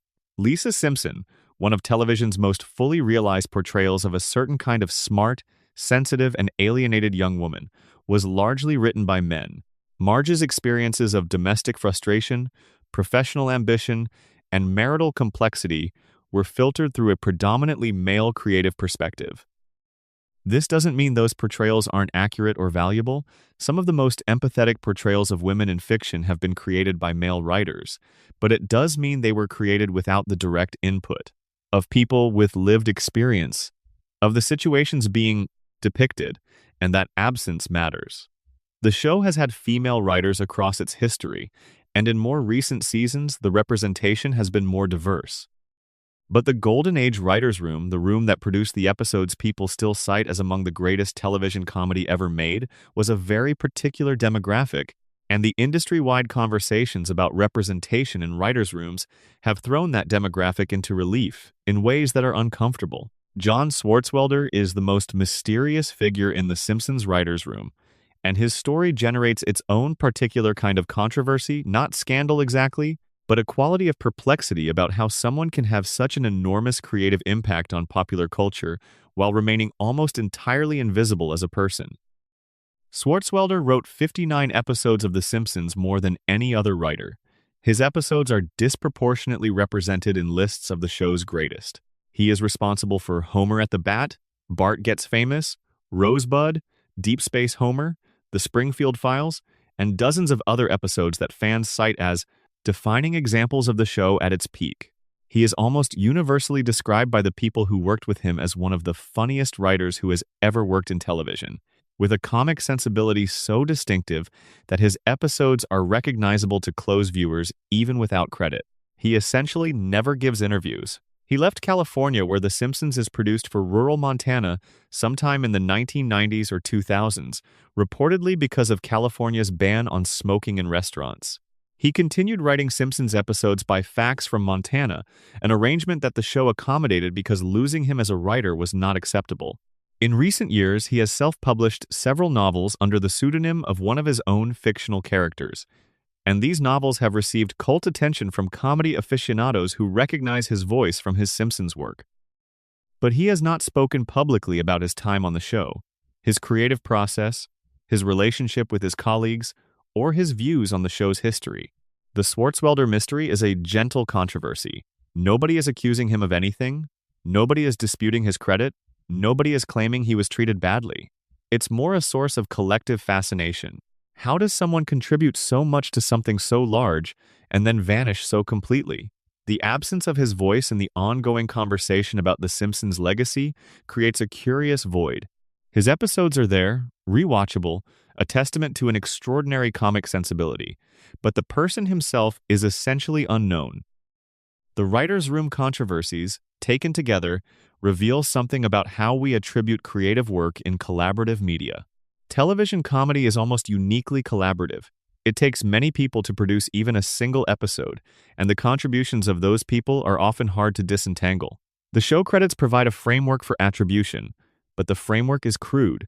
The real story of who made The Simpsons great is complicated, contested, and only partially visible from outside. Section 9. The Springfield Canon Wars Retcons, Contradictions, and Angry Fans. Every long-running television show develops continuity problems over time. The longer a show runs, the more episodes it produces. The more complex its internal world becomes, and the harder it becomes to keep every element of that world consistent across every episode. For most shows, these inconsistencies are noted by obsessive fans, cataloged on wiki pages, and argued about in online forums. They're a category of fandom activity rather than a serious artistic concern. For The Simpsons, however, the continuity question became something more significant. Because the show's early seasons had established an unusually rich and internally consistent world with character histories, relationships, and recurring narrative threads that fans had cataloged in meticulous detail, the erosion of that consistency in later seasons felt less like the normal slippage of a long-running show and more like a deliberate abandonment of something precious. The most famous instance of deliberate continuity disruption is The Principal and the Pauper, the Season 9 episode in which Seymour Skinner is revealed to be an imposter named Armin Tamzarian. This episode and its surrounding controversy have been discussed extensively in the transcript that inspired this script, and we'll expand on that discussion here with the additional context of what it meant for the fan community. Principal Skinner had been one of the show's richest supporting characters. His relationship with his mother Agnes, his suppressed Vietnam War trauma, his complicated dynamic with Bart, these were carefully constructed character elements that had been developed across multiple seasons. The episode revealing him to be Armin Tamzarian didn't just introduce a new fact into the show's continuity, it retroactively undermined the character's entire history. Every episode that had referenced Skinner's backstory, every moment that had depended on knowing who he was now suspect. The fan backlash was extraordinary in its intensity and its persistence. Harry Shearer, who voices Skinner, made public statements expressing his displeasure. The show's writing staff has acknowledged, in DVD commentaries and interviews, that the episode was a mistake, a rare acknowledgement of error from a show that has generally been reluctant to admit when it's gotten things wrong. But the acknowledgement came with a frustrating addendum. The show's position has been that the original continuity was effectively restored by the episode's ending, in which a judge declares Armin Tamzarian to be the legal and actual Seymour Skinner and makes it a criminal offense. To speak of the matter further, and that viewers should simply accept Skinner as the character they knew before the episode aired. This is not, needless to say, a satisfying resolution for the fans, who felt genuinely betrayed by the episode. The joke of the ending that the town votes to maintain the fiction and exile the truth is clever, but it's also the show declining to take responsibility for the mess it made. The episode stands as a canonical fact of the show's continuity, and the damage it did to Skinner's character can't be entirely undone by narrative sleight of hand. Homer and Marge's origin story is another significant site of continuity controversy, and one that the show has addressed multiple times with mixed results. When the show began, Homer and Marge's backstory was set in a specific era, the late 1970s and early 1980s. Their adolescence was grounded in that period's culture. The famous flashback episode The Way We Was, which tells the story of how Homer and Marge met in high school, is a beautifully constructed piece of period television. It's funny and nostalgic and emotionally resonant, and it works because the period detail is specific and affectionate. The floating timeline, which we'll discuss more extensively in a later section, creates a fundamental problem for this backstory. If Homer and Marge are perpetually in their mid-30s, then they can't have met in high school in the late 1970s, because that would make them in their 60s by the 2010s. So the show has to periodically reset their backstory, moving their formative years forward in time to maintain the illusion that they're still middle-aged. This has been done several times, with their origin story being rewritten to include grunge, then early internet culture, then elements of early 2000s life. Each retelling is a skilled piece of comedy in its own right. But collectively, they create a character history that is fundamentally unstable, a past that keeps being rewritten to serve a present that refuses to age. Fans who care deeply about the show's internal logic find this endlessly frustrating. The first retelling was relatively defensible. The floating timeline requires it. But by the third or fourth revision of the origin story, the charm of the retelling wears thin, and what remains is the somewhat dispiriting sense that the characters don't have a real past, only whatever past is convenient for the current episode. Maggie's first word is a continuity controversy with its own devoted corner of the fandom. The episode Lisa's First Word, from Season 4, tells the story of how Bart and Lisa spoke their first words. At the end of the episode, in a scene that takes place after Homer has put Maggie to bed, Homer sits outside her door and says he hopes she knows how much he loves her. The scene is about to end when, in a moment of enormous emotional resonance, Maggie removes her pacifier and says, "Daddy." It's voiced by Elizabeth Taylor in a rare animated cameo, and the choice of celebrity made the moment culturally significant in ways that extended beyond the episode's emotional impact. The problem is that Maggie's first word has been depicted differently in subsequent episodes. In some later episodes, she clearly has not yet spoken, and her voice is either not heard or is rendered as the usual pacifier sounds. The Elizabeth Taylor moment has been variously treated as canon and as a one-time joke that was never meant to be taken as permanently establishing that Maggie can speak. The show has been inconsistent about this across its history, and the inconsistency matters to fans because Maggie's silence, and all the theories about what that silence means, depends on her being genuinely nonverbal. The Lisa's future episodes create their own contradictions. The show has depicted Lisa's adult future in multiple episodes: Lisa's wedding from Season 6, future drama from Season 16, and various episodes of the Treehouse of Horror anthology. These depictions are inconsistent with each other in significant ways. In Lisa's wedding, Lisa is engaged to a British man named Hugh Parkfield, and the episode depicts a future that has Homer alive and Bart working in demolition. In future drama, the details are different. In the Treehouse episodes, continuity is explicitly suspended. These aren't just passing inconsistencies, they're depictions of the same character's future that can't all be simultaneously canonical. The fans who care most deeply about this issue tend to treat Lisa's wedding as the definitive version of Lisa's future, partly because it aired in the Golden Age and is generally considered the better episode, and partly because the emotional resonance of that episode's father-daughter scenes gives it a kind of sentimental authority that later depictions can't quite match. The fact that the show has never formally designated any single version of the future as definitive means that fans have to make their own determinations, and the debate about which version counts is ongoing. The continuity wars within the Simpsons fandom are, at one level, a conversation about a cartoon's internal consistency, which is precisely the kind of argument that gets mocked in mainstream culture as evidence of fans taking things too seriously. But at another level, they're a conversation about what we expect from creative work and about the relationship between creators and their audiences. When a show establishes a world with specific and consistent internal logic, it makes an implicit promise to its audience. This world has rules, and we'll respect them. The audience invests in the world partly on the basis of that promise. When the creators break the promise, not because the story requires it, but because they've lost track of or lost interest in the continuity they built, it's a form of betrayal, however mild. The intensity of fan reaction to continuity errors in The Simpsons reflects not obsessiveness, but loyalty. The loyalty of people who took the show's world seriously and feel that the people who made it eventually stopped taking it as seriously as they should have. Section 10. The Death Controversies. Characters killed off, abandoned, and mourned. Television comedy generally avoids death. The genre's contract with its audience is built on the premise that the world resets between episodes, that the characters survive, that the laughter can be returned to next week. When a comedy kills one of its characters, it's making a statement about the show's relationship with permanence, about its willingness to trade the safety of the genre's conventions for the more complicated territory of actual loss. The Simpsons has a complicated history with death, and the controversies around how it has handled the deaths of significant characters reveal something important about the show's relationship with its own emotional stakes.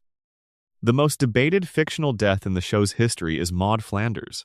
Maude, Ned's wife, was a recurring character, a decent, warm woman who existed primarily as Ned's supportive partner and occasional comic foil to Marge's more grounded domesticity. She was voiced by Maggie Roswell, who had been with the show since its early seasons. In 2000, following a contract dispute over compensation for recording sessions that required Roswell to travel from her home in Colorado to Los Angeles, Roswell departed the show. The producer's response was to kill the character. Maude died in the season 10 episode Alone Again, Natura Diddley, in a freak accident at a NASCAR race. A t-shirt cannon misfires and hits her off the bleachers. Homer had been dodging the t-shirts. Maude was hit because Homer wasn't where he was supposed to be. The episode is notable for treating the death with genuine weight. Ned's grief is depicted without comic softening, and the episode is one of the more emotionally serious things the show produced in its post-Golden Age period. But the controversy around Maude's death is less about the episode itself and more about the circumstances that produced it. Killing a major supporting character because of a contract dispute with her voice actress is, to put it plainly, using a character as a pawn in a business negotiation. Maude's death serves the show's institutional interests. It resolves the awkwardness of having a character whose actress is no longer available, rather than the show's creative interests. The timing and manner of her death were determined by the economics of the situation rather than by any creative logic. This was, and remains, a controversy. Fans who loved Maude, who had appreciated her as a member of the Springfield community, as Ned's partner, as a specific and consistent presence across many episodes, felt that she deserved better, that she had earned the right to a death that was motivated by the story rather than the studio's accounting. The producer's decision to handle the contract situation by eliminating the character was pragmatic and defensible in purely institutional terms, but it felt cold to the people who had cared about her. Maude has been referenced in the show since her death. Ned has had subsequent relationships, and her memory has been invoked in various episodes. The treatment of her absence has been generally respectful, but the shadow of how she came to be absent in the first place remains. Frank Grimes is a different kind of death controversy, one centered not on the circumstances of a character's death but on what that death meant for the show's larger identity. Frank Grimes appears in a single episode, Homer's Enemy, from Season 8, widely considered one of the most unusual and philosophically interesting episodes the show ever produced. Grimes is a hard-working, intelligent, responsible man who arrives at the Springfield nuclear power plant and encounters Homer Simpson. For one episode, he serves as a real-world reality check, a person who lives in the world the show's premise satirizes, but who, unlike everyone else in Springfield, actually responds to Homer's existence with the disbelief and contempt that any rational person would feel toward a safety inspector as incompetent as Homer. Grimes dies at the end of the episode, killed by accidentally touching an electric line while imitating Homer's obliviousness. His death is quick, unexpected, and played for dark comedy. The crowd at his funeral barely registers his absence before focusing their attention on Homer snoring. The episode's ending is a deeply disturbing piece of comedy, because it makes the cost of Springfield's dysfunction concrete. Grimes was the only character who could see Homer clearly, and Springfield killed him for it. The controversy around Grimes isn't about the death itself, but about what the character represented and what his death meant for the show's relationship with its own central premise. Some fans consider Homer's Enemy the last truly great episode of the show, the one that most honestly confronted the question of whether Homer's obliviousness was funny or monstrous. Others feel that the episode crossed a line by taking the show's satirical premise to its logical conclusion in a way that made the central character too difficult to root for. The episode was, by the show's own creative team's admission, controversial internally. Some writers felt it went too far, while others considered it a high point. Grimes's death closed off a certain kind of self-examination that the show might have continued. Once he was gone, the uncomfortable questions he had raised could be buried, and they were. Edna Krabappel's death is the most emotionally uncomplicated of the show's major character deaths, and also the most gentle. Edna Krabappel, Bart's fourth-grade teacher, was voiced by Marcia Wallace, who had been part of the show since its first season. In 2013, Wallace died from breast cancer at the age of 70. The show's response was notable for its dignity. In the season 25 episode, The Man Who Grew Too Much, there is a brief scene in which a passing character mentions that Edna is gone, followed by a dedication to Wallace. In subsequent seasons, Edna's classroom has a memorial to her, a framed drawing by Bart with the words, "We'll really miss you, Mrs. K."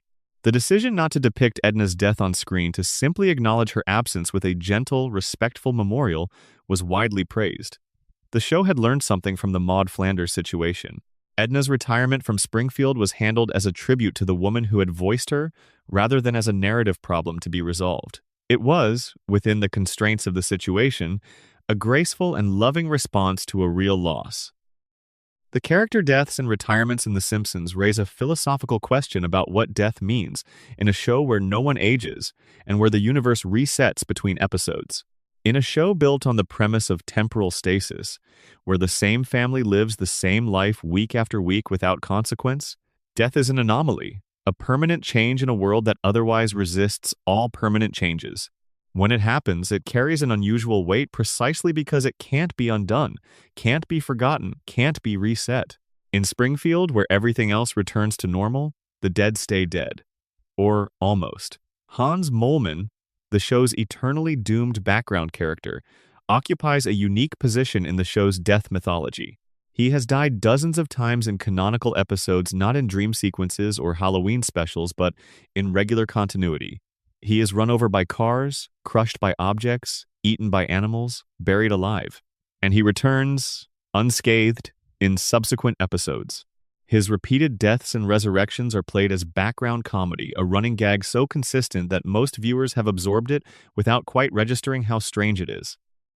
Moleman's relationship with death is the show's most consistent and least examined piece of surrealism. He exists outside the normal rules that govern Springfield's other characters. He is not aging like everyone else, but he is also not dying, which is the normal condition of Springfield's residents. He is cycling through something more fundamental, a kind of biological reset that the radiation theory can explain and the coma theory can also explain, but that the show itself has never explained or even acknowledged. The comedy of Moleman's deaths has a quality of genuinely dark humor, not the kind that makes you feel bad for laughing, but the kind that makes you aware that you're laughing at something your brain has been told to find funny that, if you let yourself think about it, is actually quite disturbing.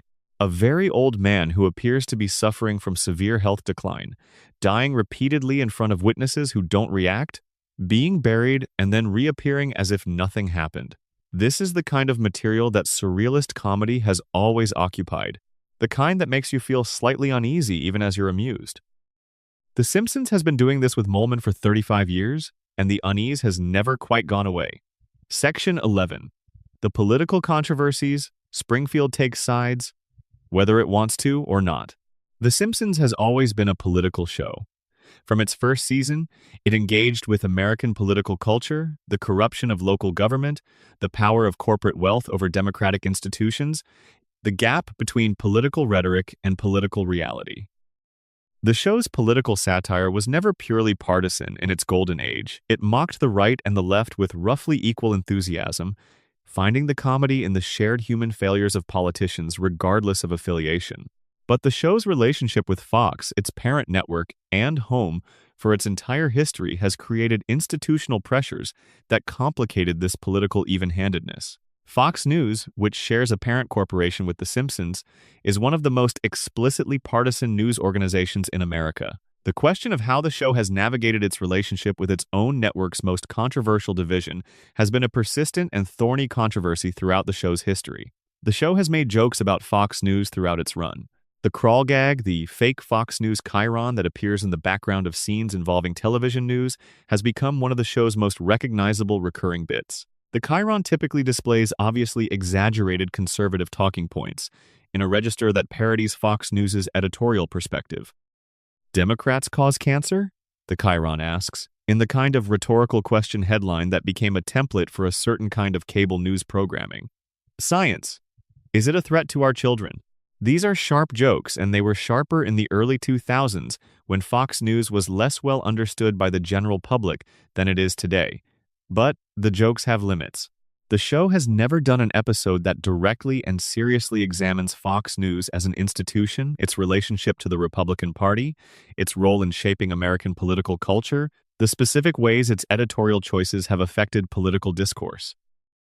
The jokes are peripheral rather than central, and they operate at a level of satire that Fox News itself could deflect by saying, essentially, yes, we're being parodied by a show on our own network, which demonstrates our openness to criticism. The Fox ownership relationship has generated a particularly interesting controversy around the show's depiction of Fox, the network itself.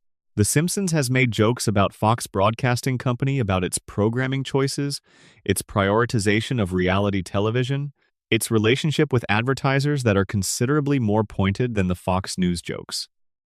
The famous episode Missionary Impossible ends with Homer being chased by PBS fundraising characters, who are depicted as the show's sponsors, and then cuts to a fake Fox commercial, claiming that the show is brought to us by the Catholic Church and the letter N.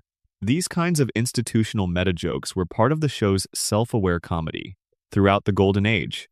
But the jokes about Fox Broadcasting are also ultimately harmless to Fox. They're the kind of self-deprecating humor that institutional powers can absorb without any meaningful challenge to their authority. The show making jokes about Fox's lowbrow programming is a form of controlled release. It acknowledges the complaints without addressing them, and it does so in a way that actually makes Fox look good for permitting it. This is the most sophisticated form of institutional co-optation, not suppressing criticism, but incorporating it in a form that can't do any real damage. The international political controversies around The Simpsons are fascinating and largely forgotten by American fans. The show has been banned, partially restricted, or officially criticized in a remarkable range of countries. In several Middle Eastern countries, the show has been modified to remove content deemed offensive to Islam. In Venezuela, the show was banned by President Hugo Chavez in 2008. After a regulatory agency determined that it violated a law protecting children from inappropriate content, specifically an episode in which Bart drinks beer. The episode was replaced on Venezuelan television with a Baywatch rerun. The Brazilian controversy, mentioned earlier, resulted in a lawsuit. The Australian controversy generated official complaints from Australian tourism authorities. There have been diplomatic tensions with various countries over episodes that depicted their cultures in ways the governments of those countries found unacceptable. The show's global reach, it has been broadcast in dozens of countries and translated into multiple languages, means that it is constantly navigating cultural sensitivities that the American writing staff may not be fully aware of. The China situation is particularly significant given current geopolitical context. The show has aired in China with heavy censorship, and several episodes critical of Chinese political practices have never been broadcast there. As the Disney acquisition created new corporate links between The Simpsons and a company with significant business interests in China, questions about whether those interests might influence the show's content became more pointed. The show has not, as far as public record indicates, explicitly softened its China-related content post-Disney acquisition. But the question of whether corporate interests create invisible editorial constraints is one that the entertainment industry broadly is still working through. The American domestic political controversies are more familiar. The show has been criticized by conservatives for being too liberal, for depicting corporate greed critically, for mocking religious conservatism, for generally favoring progressive values in its satire. It has also been criticized by progressives for being too willing to both sides' political debates, for not taking strong enough stances on issues where strong stances seem clearly warranted, and for occasionally satirizing progressive politics in ways that felt like punching left rather than speaking truth to power. The both sides criticism gained particular traction in the years after 2016, when the show continued its practice of mockingly depicting American political dysfunction across party lines, during a period when many progressives felt that false equivalency was itself a political stance.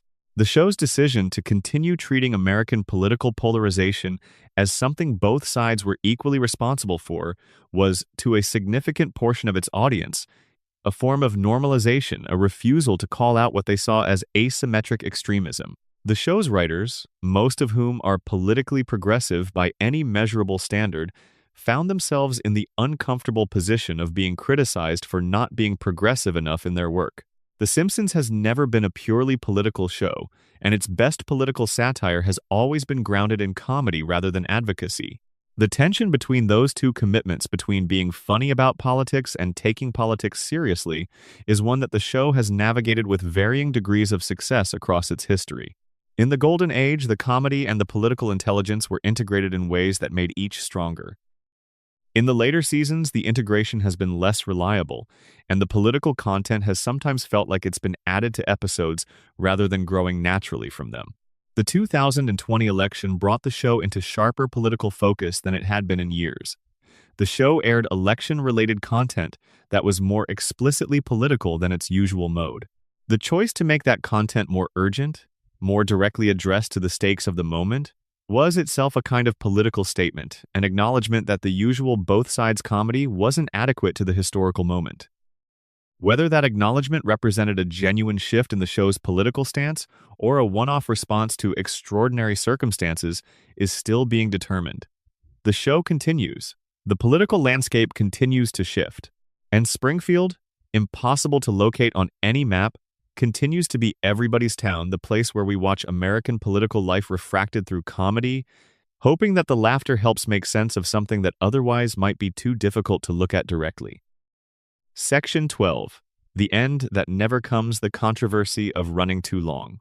If you follow entertainment news with any regularity, you've probably seen the headline at least a dozen times in the past 20 years. The Simpsons will end after season X. The rumor circulates, the fan community reacts with a combination of grief and relief, and then the season ends and another season begins and the show continues. This has happened so many times that it has become its own kind of joke, the show that was always going to end and never did. The controversy around The Simpsons' refusal to end is one of the most persistent and genuinely divisive debates in its fan community. And it has real stakes not just for how we judge the show, but for what we think television is supposed to do and what it owes its audience. The first serious "this is the end" moment came around seasons 8 and 9, when several key creative figures left the show. The departure of writers who had been central to the Golden Age, people like John Swartzwelder, who continued writing from a distance but was less involved in day-to-day production, or writers who left entirely, created genuine anxiety about whether the show could maintain its quality. The show continued. The quality declined. The debate about whether it should have ended sooner began. The 2007 Simpsons movie was widely discussed as a possible endpoint. The film was a financial and critical success. It received generally positive reviews and made over $500 million globally. For a moment, it seemed possible that the movie might serve as a dignified conclusion, a final, large-scale adventure that brought the family's story to some kind of resolution, and that allowed the show to end on a high note rather than continuing until it simply ran out of steam. The movie did not end the show. Season 19 followed, and then 20, and then 21, and so on. The show has not ended. It has been renewed repeatedly, each renewal generating a cycle of "the show is ending soon" coverage, followed by the announcement of yet another renewal. The most recent long-term renewal, announced in 2021, guaranteed the show's continuation through at least its 34th season. Subsequent renewals have extended this further. The voices arguing that the show should end are compelling and numerous. The argument, put simply, is this: The show produced some of the greatest television comedy ever made during its peak years, and its continued existence in diminished form is gradually obscuring that legacy. Every mediocre episode that airs is another episode that people encounter when they're discovering the show, another episode that sets the wrong expectations, another episode that suggests the show was always roughly like this rather than once being extraordinary. The show's continued existence is, from this perspective, an act of slow vandalism against its own most significant achievement. There's also the question of what the show owes to its legacy characters. Homer, Marge, Bart, Lisa, and Maggie have been through an enormous amount across 36 seasons. The specific versions of these characters who appeared in the Golden Age were fully realized, emotionally complex human beings. The versions who appear now are recognizable shapes. Allowing the characters to continue indefinitely means that the later, diminished versions become the canonical ones, the versions that will define the characters in the cultural imagination of anyone who comes to the show through contemporary streaming rather than through the original broadcast. From this perspective, the show ending would be an act of care for the characters, an acknowledgement that they deserve a conclusion rather than an indefinite, undignified continuation. The voices arguing for the show's continuation are also compelling, and they come from directions you might not expect. Some of the most interesting defenses of the show's continued existence come not from the production team or the network, but from fans who find value in it that transcends quality debates. For many viewers, The Simpsons is not primarily an aesthetic object, a piece of art to be evaluated on quality terms, but a presence, a constant, something that has been there for as long as they can remember, that continues to be there, that provides a specific kind of comfort through its very existence. The show's continued presence is, for these viewers, inherently valuable in a way that isn't captured by discussions of episode quality. The Simpsons being on means something separate from whether each individual episode is good. There's also a practical argument for continuation. The show employs hundreds of people, generates significant revenue that funds other projects, and maintains a cultural presence that is itself valuable to the entertainment industry. Ending the show would have real consequences for real people, and the institutional factors that keep it going are not purely cynical. There are genuine human stakes attached to its continued existence. The creative team has addressed the ending question more directly in recent years than they did in the earlier debate. Al Jean, who has been the showrunner for most of the show's run, has said in interviews that he would like to give the show a proper ending, an episode that functions as a conclusion, that brings the characters' stories to some kind of resolution, that acknowledges the 30-plus years of television being wrapped up. Whether this will happen, and what form it will take, remains genuinely uncertain. The question of what a proper ending would look like is its own fascinating sub-controversy. The show's premise, perpetual present tense, no aging, no consequences that stick, is fundamentally resistant to the kind of narrative closure that an ending requires. You can't end a show about a family that never ages by having them age. You can't end a show about a world that resets between episodes by having the world change permanently. Any ending would have to resolve the fundamental tension of the show's premise, the fact that the characters are locked in a loop, and that resolution would have to feel satisfying rather than forced. There are theoretical frameworks for how this might work. The show could do what many long-running series have done, a flash-forward that shows where the characters end up in the far future, a conclusion that honors the show's history while giving it a final note. The show could use one of its existing future episode frameworks as a template for a final statement about the characters' fates. The show could end on a note of deliberate ambiguity, a final scene that doesn't resolve anything but acknowledges that the family, at least, will keep going, that the loop they're in isn't a prison but a choice, the most emotionally resonant ending that the fan community has theorized. And this connects to the Homer coma theory discussed at length in the transcript that inspired this script would be an ending that acknowledges the show's relationship with time, an ending that, somehow, let the characters grow, that let Bart be older than 10 just once, that let Lisa be heard by the world she's been trying to reach for 36 seasons. That let Homer see his family as adults, fully formed, the people they would have become if time had been allowed to pass. An ending that honored the emotional promise of the show's premise that this family loves each other fiercely and that their love is enough without pretending that the 36 years between 1989 and now haven't happened. Whether the show will manage anything like that when it eventually ends, and it will eventually end, whether through cancellation, through creative decision, or through the gradual impossibility of keeping the production running is unknown. What's certain is that when The Simpsons finally does end, it will be a cultural event of unusual significance. The show has been present for so long, has meant so much to so many people, that its absence will create a specific kind of silence in the entertainment landscape. Not the silence of something that ended badly and needed to stop, but the silence of something that was genuinely important and is now genuinely gone. That silence hasn't arrived yet. The loop is still running. And in the quiet of late night, with the screen dim and the room settled, maybe that's something to be grateful for, the fact that, for now, Springfield is still there. Still imperfect, still complicated, still generating controversies and debates, and occasionally something that reminds you of why it mattered, still on. Still in the loop, not aging, not quite ending, just continuing, the way it always has, the way it was designed to, the way we've let it. Section 13. The show's relationship with its own legacy, self-reference, self-parody, and self-destruction. At some point in the 2000s, something interesting started happening with The Simpsons' self-awareness. The show had always been meta, the fourth wall breaks, the couch gag self-referentiality, the jokes about being a television show, but the self-awareness shifted in quality. Where the early self-reference was playful and confident, the joke of a show acknowledging its own artificiality, delivered from a position of creative security, the later self-reference began to feel more defensive, like a show that knew it had been better and was uncomfortable with that knowledge. This shift is itself a subject of significant fan debate, and it generates its own category of controversy. The question of how a show should relate to its own history when that history is so much better than its present. The show's references to its own golden age became more explicit over time. Characters would mention specific classic episodes.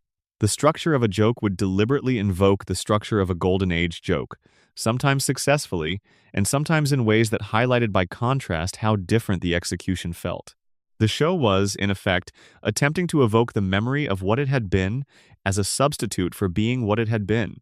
This created a particular kind of viewing experience for long-term fans, a constant awareness of the distance between the current show and its earlier version, sharpened rather than softened by the show's explicit invocations of that earlier version.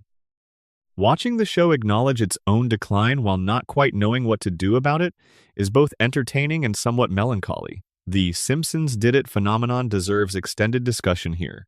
As the show accumulated more and more episodes, its cultural footprint grew enormous, and a problem emerged for everyone working in comedy.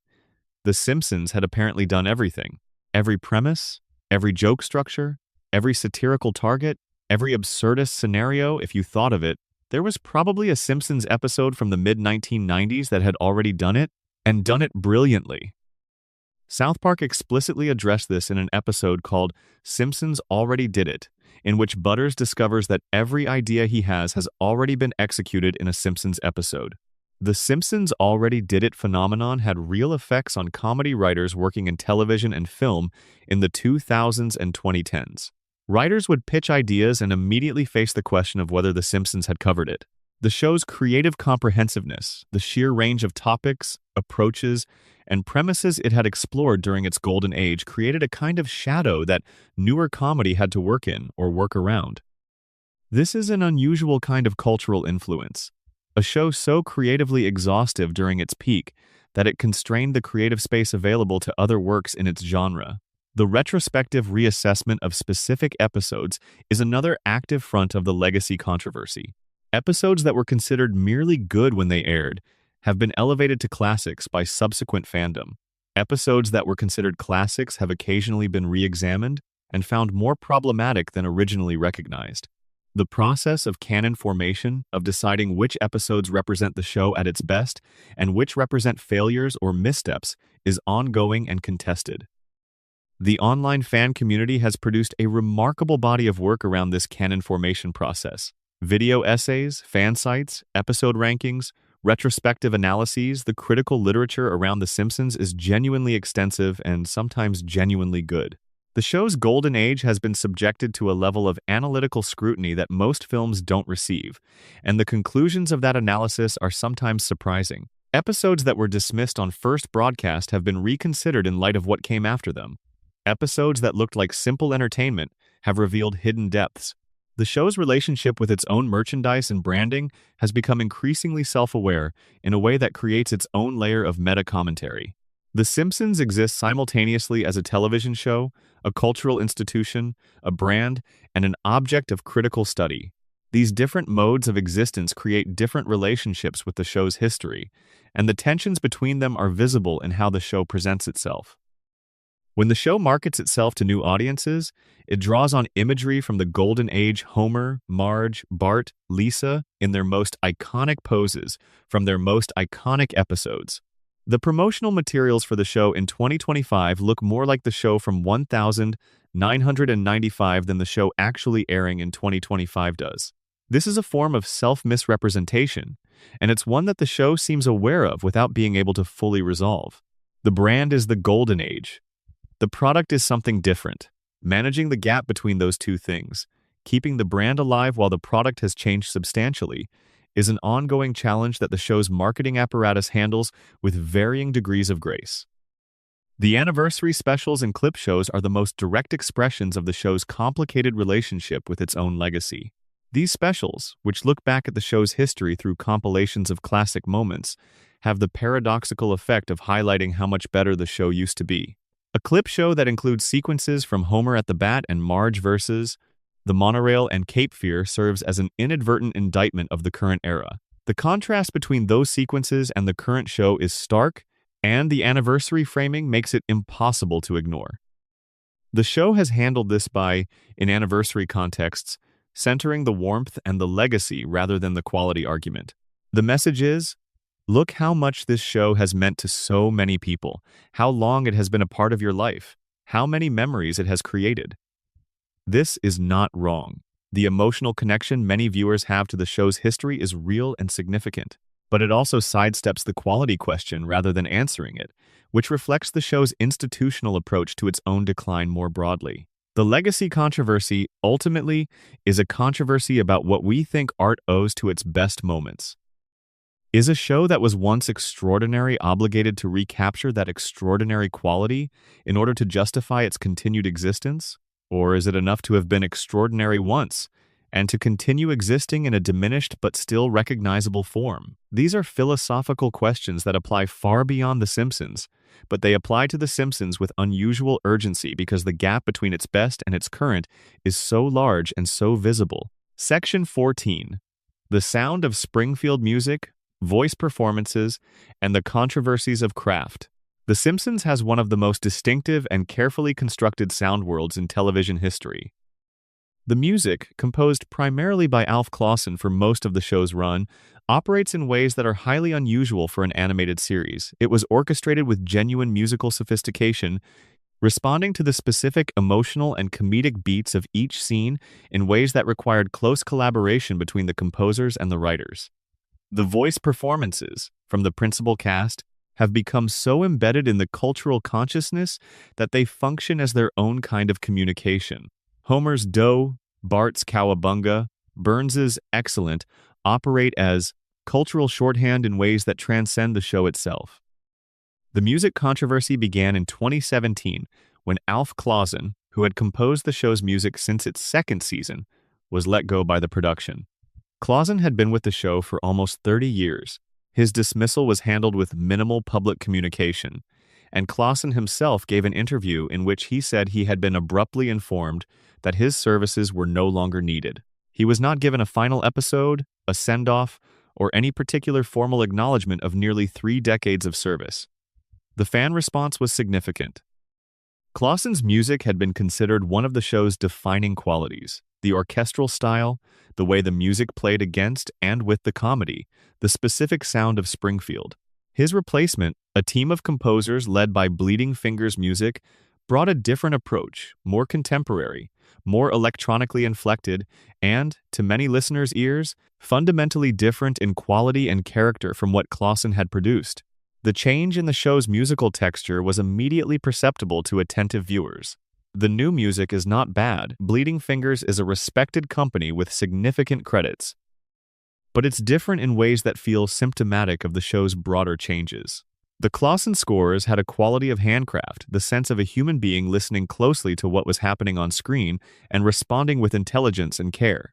The newer music is more efficient, more consistent with contemporary animation scoring practices, and less idiosyncratic. Clausen's dismissal became a cause célèbre within the fan community, partly because of its abruptness and apparent callousness, and partly because it was seen as evidence of the institutional forces that have gradually replaced the show's distinctive human qualities with more manageable, more cost-efficient alternatives. Clausen was expensive, idiosyncratic, and associated with a creative era that the show's current management may have found uncomfortable as a reminder of what used to be possible. His replacement with a more corporate arrangement followed a pattern familiar from other aspects of the show's history.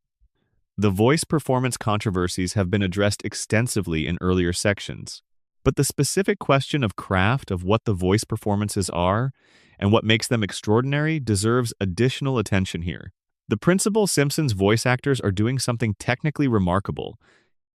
They are maintaining consistent, distinctive voices across decades of performance, voices that are so deeply associated with specific characters that any deviation from them would be immediately perceptible. Dan Castellaneta has been Homer Simpson for 36 years. The Homer voice of 2025 is recognizably continuous with the Homer voice of 1989. But it is also the product of 36 years of accumulated refinement and habitual performance. The craft of voice acting is frequently undervalued in discussions of the show, in part because it's invisible. The audience never sees the actors, never sees the recording sessions, never sees the technical effort that goes into maintaining the performances at the level they're maintained.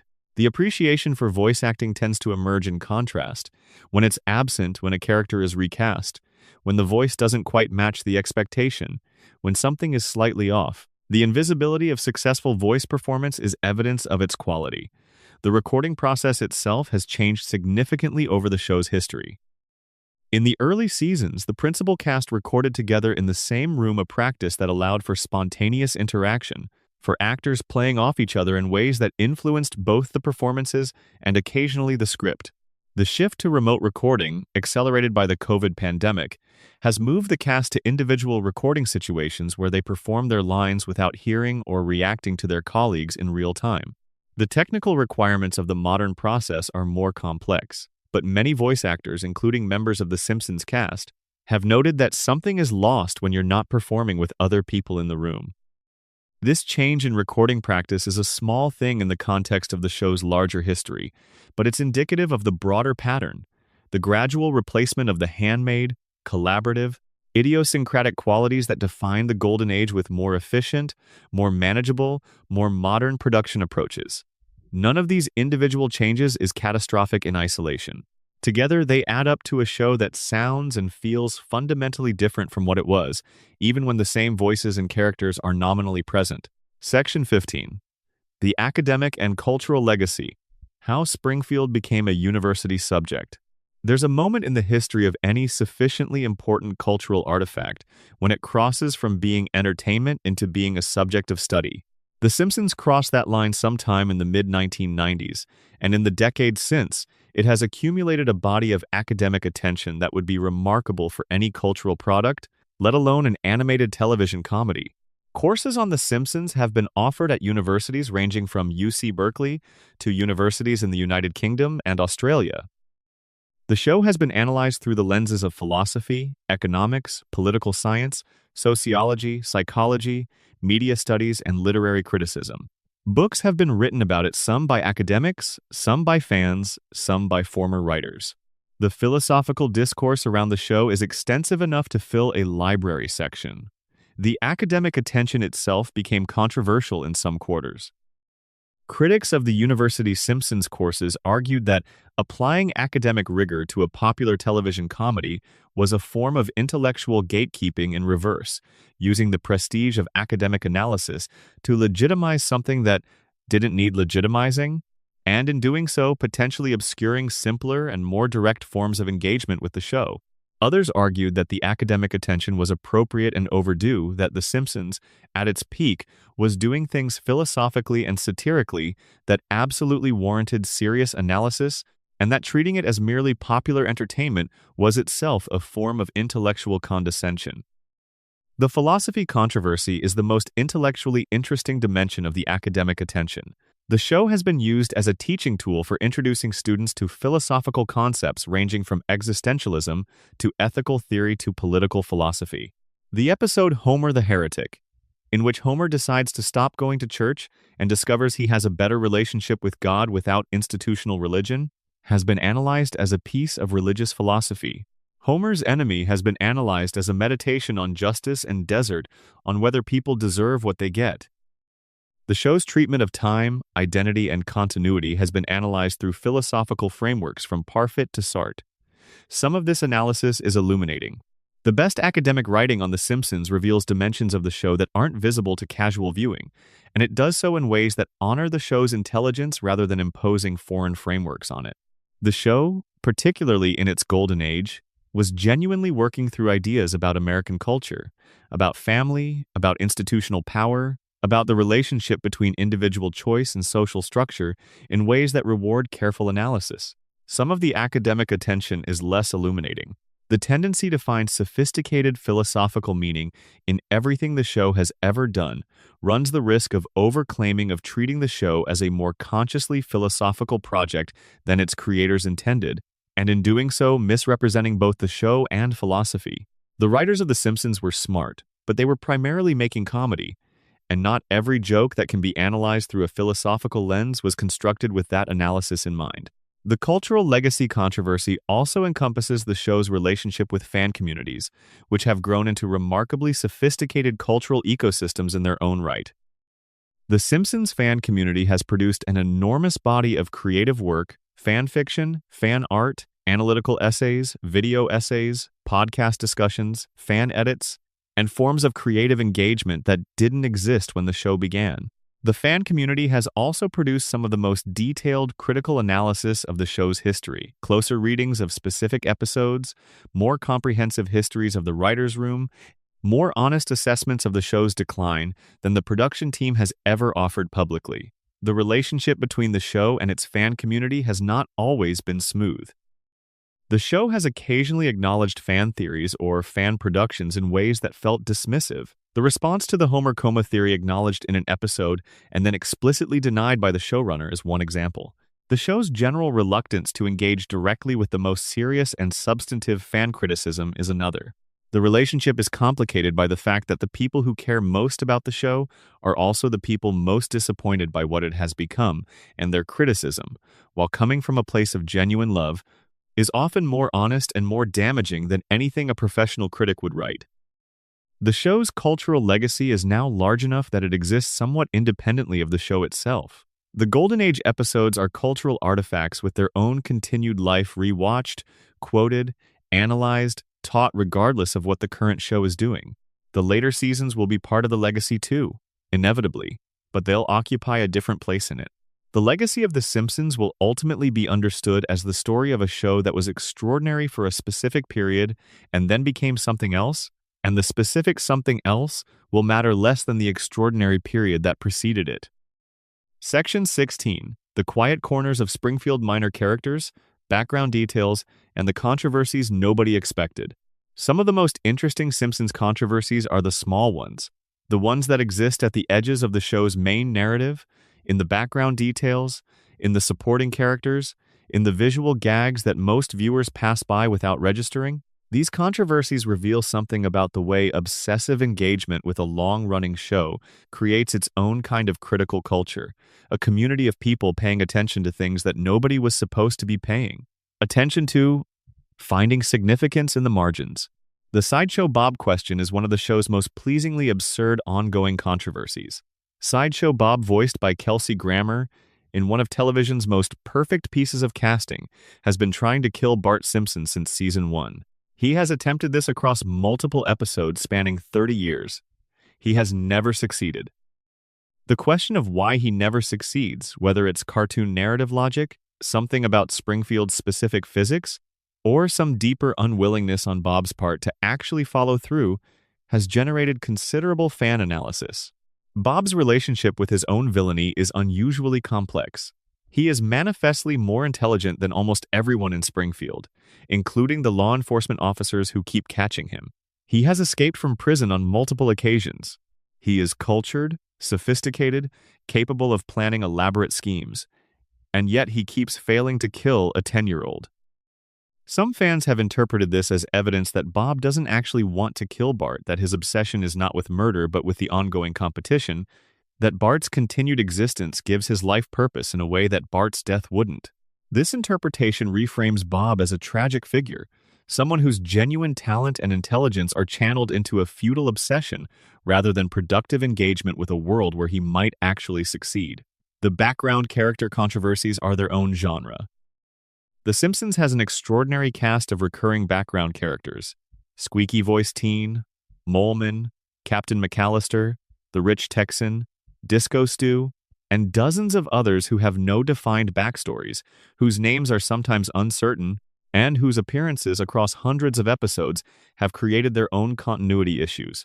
Fans have cataloged these characters obsessively, tracking their appearances, debating their canonical status, and occasionally discovering that background characters have been inconsistently depicted in ways that suggest the animation department wasn't tracking their details carefully. The "what happened to the Simpsons house?" question is a microcosm of the show's continuity controversies. The interior of the Simpsons house has been depicted inconsistently across the show's run rooms, have appeared, disappeared, and changed configuration. The basement appears in some episodes and doesn't exist in others. The number of bedrooms has varied. The specific layout of the kitchen, living room, and other spaces has shifted. These are minor details that most viewers would never notice, but the community of people who have noticed has been meticulous in cataloging the discrepancies. The food controversies, and yes, there are food controversies, center primarily on the depiction of various food items in the show's history. The donut, the most iconic food in the Simpsons universe, has been depicted in varying sizes and configurations across the show's run. The Krusty Burger, Springfield's primary fast food establishment, has been depicted with inconsistently described menu items. These are the kind of details that matter only to people who care very deeply about the show's internal consistency, but the fact that they matter to anyone is itself revealing it, shows the depth of investment that the show has generated in its audience. The "what actually happened in that episode?" controversies are particularly interesting for the light they shed on how memory and cultural transmission work. Many episodes are remembered primarily through a few iconic moments or quotes, and the memory of those moments can overshadow what the episode actually contained. Homer vs. Patty and Selma, remembered for its imagery of Homer taking up smoking, is also an episode about Bart joining a ballet class, a subplot that most fans forget entirely. Homer's Barbershop Quartet, remembered primarily for its Beatles parody and the absurdity of Homer's rock star past, contains substantial comedy about Barney Gumbel's artistic potential that gets fewer cultural citations. The misremembering of specific episodes is so common and so consistent that it suggests something about how the show's cultural footprint works. The Simpsons is stored in the cultural memory not as episodes but as moments, and those moments have been detached from their contexts and circulated independently in a way that has, over time, created a version of the show in the cultural imagination that differs from the show itself. The clip, the quote, the screenshot, these have become the primary units through which the show is culturally transmitted, and the episodes that generated them have been somewhat obscured by their own most famous products. Closing. The Loop, The Legacy, and The Long Road Back to Evergreen Terrace. We've covered a lot of ground tonight, a lot of Springfield. We've walked through the quality debate, through the voice actor wars, through the casting controversies, and the pulled episodes, and the political firestorms, and the fan theories, and the academic analyses, and the small background details that only the most devoted viewers ever notice. We've talked about the people who made the show, and the people who argue about the show, and the people who just love the show, and have never thought particularly hard about why. And somewhere in all of that, if you've been listening along in the dark with your eyes closed, maybe something settled into place. Not answers, exactly. The Simpsons doesn't do clean answers, but a sense of the shape of it, of what 36 years of a single cultural artifact looks like when you step back far enough to see it whole. The controversies are part of the legacy. Every debate about quality and representation and commercialization and continuity is evidence of how much people have cared about this show, how seriously they've taken it, how thoroughly it has embedded itself in the way they think about culture and America and family. You don't generate 36 years of controversy by being forgettable. The show has made mistakes, large ones and small ones, creative failures and institutional cowardices and missed opportunities and moments of genuine thoughtlessness. It has also produced some of the most intelligent, most emotionally resonant, most carefully crafted comedy in the history of the medium. Both things are true, and neither cancels the other out. What endures, underneath all the controversy and the decline and the institutional maneuvering, is something simpler.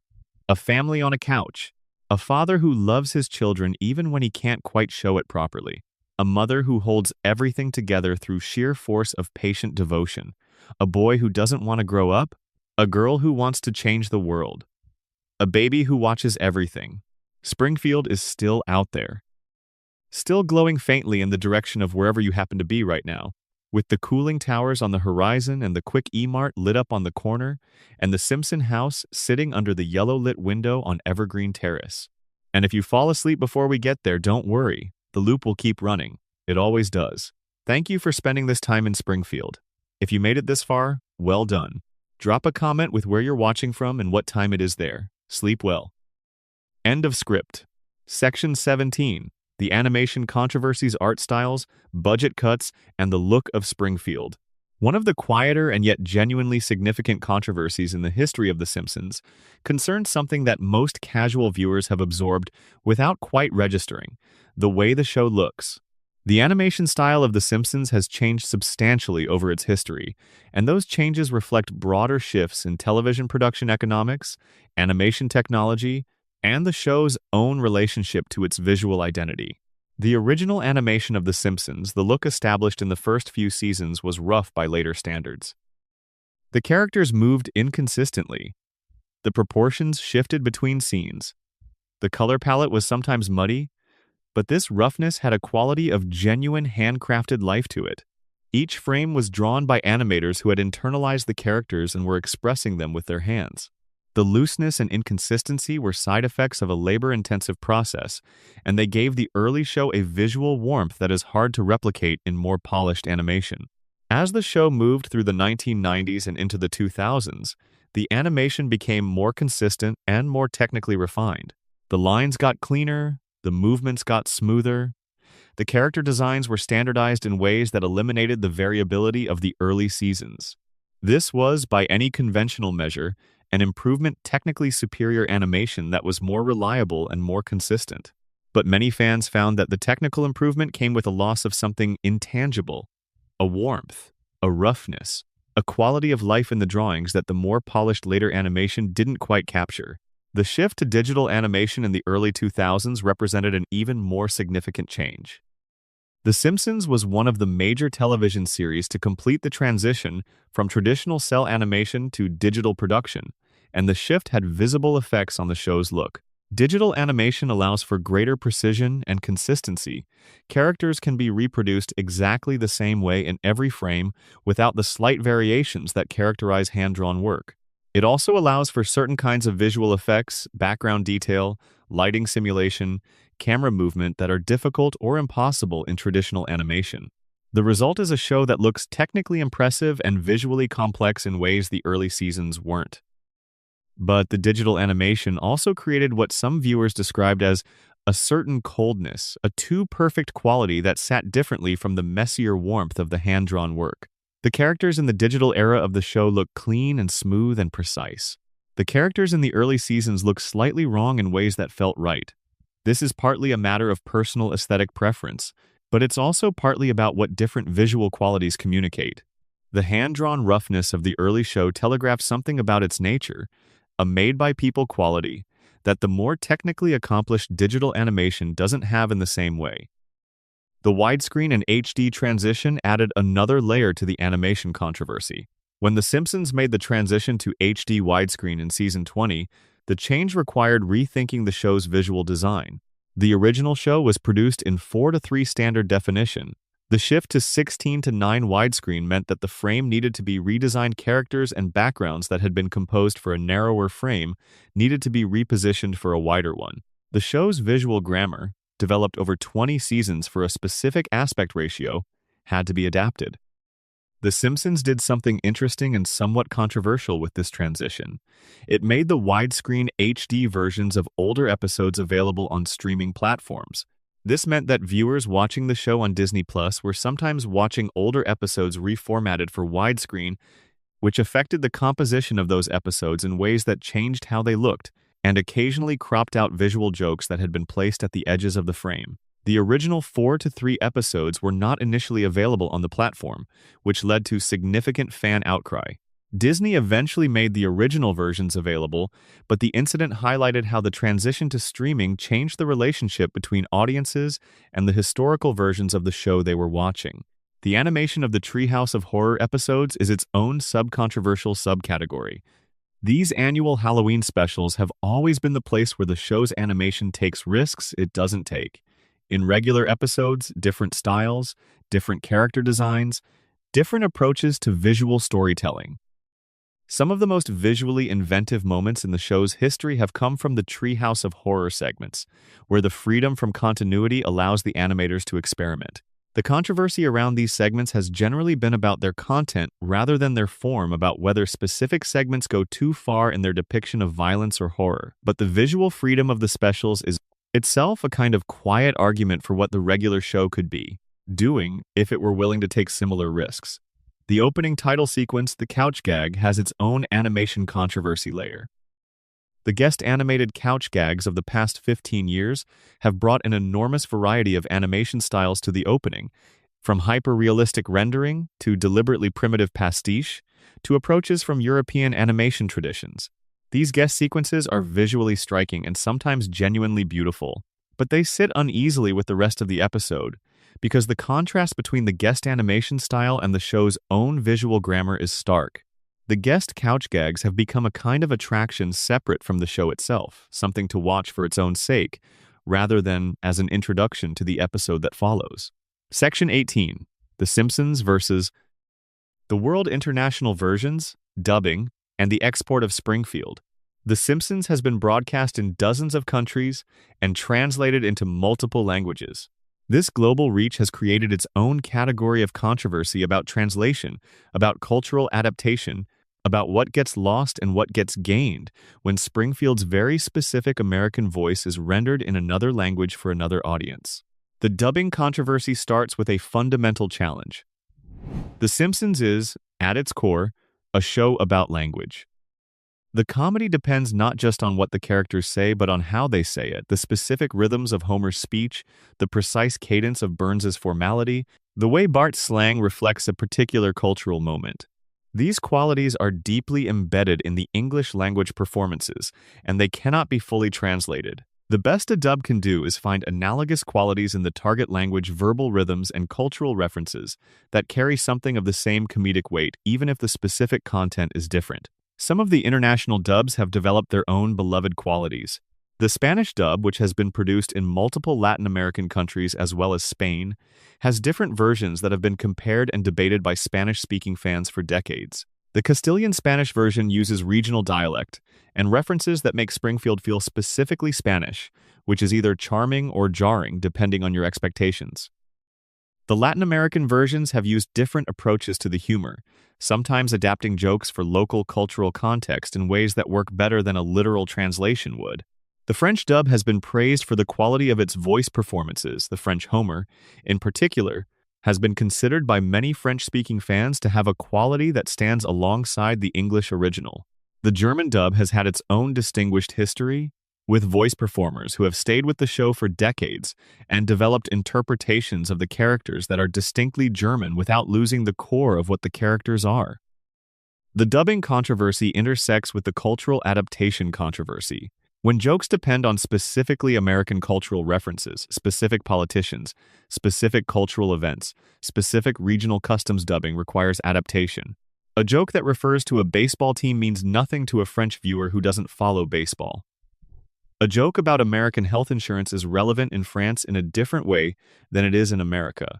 How translators and adaptation writers handle these cases varies enormously, and the choices they make reveal something about how different cultures receive the show's satire. Some translations have been criticized for making adaptations that go too far, replacing American cultural content with local content in ways that change the show's meaning. A joke about American political dysfunction translated into a joke about local political dysfunction is funnier to the local audience but loses the specifically American commentary. Other translations have been criticized for staying too close to the English original in ways that result in jokes that simply don't land in the target language and culture. The languages in which The Simpsons has never been properly dubbed or in which the dub was poor or unavailable represent their own controversy. In some regions, the show has been broadcast with subtitles rather than dubbing, which is a different viewing experience that emphasizes the visual elements of the animation while requiring reading engagement that can compete with following the action. For a show with as much background visual comedy as The Simpsons, the subtitle experience loses significant content that isn't visible enough to pause and read about. The censorship in international broadcasts goes beyond what's been discussed in the earlier section on specific episodes. Many countries impose general standards on the content of animated programming standards about violence, about language, about sexual content, about religious content that are different from American broadcast standards. Episodes of The Simpsons that aired unmodified in the United States have been edited, muted, or in some cases, simply not broadcast in various international markets. The result is that viewers in different countries have watched genuinely different versions of the show, versions shaped by their local regulatory environments in ways that their American counterparts would find surprising. The international fan communities that have grown up around the show have developed their own relationships with the American original that are different from the relationships American fans have with it. For viewers who first encountered the show in translation and later discovered the English original, the experience of encountering the original performances can be revelatory, suddenly hearing the specific vocal qualities that the dub was trying to approximate, and understanding what was gained and what was genuinely lost in the translation. Section 19. The creative mythology stories the show tells about itself. The Simpsons has developed, over its history, a rich mythology about its own creation, stories about how it came to be, about who deserves credit for what, about the specific circumstances that produced the Golden Age. Some of this mythology is accurate. Some of it is embellished. And some of it is actively contested by people who were present and remember things differently. The origin story is the most contested piece of mythology. Matt Groening's account of how The Simpsons was created that he invented the Simpson family in the waiting room outside James L. Brooks's office, sketching the characters rapidly because he hadn't had time to prepare a presentation, has become one of the most famous creation stories in entertainment history. It has the quality of myth, a flash of improvised genius producing a cultural phenomenon in a moment of creative desperation.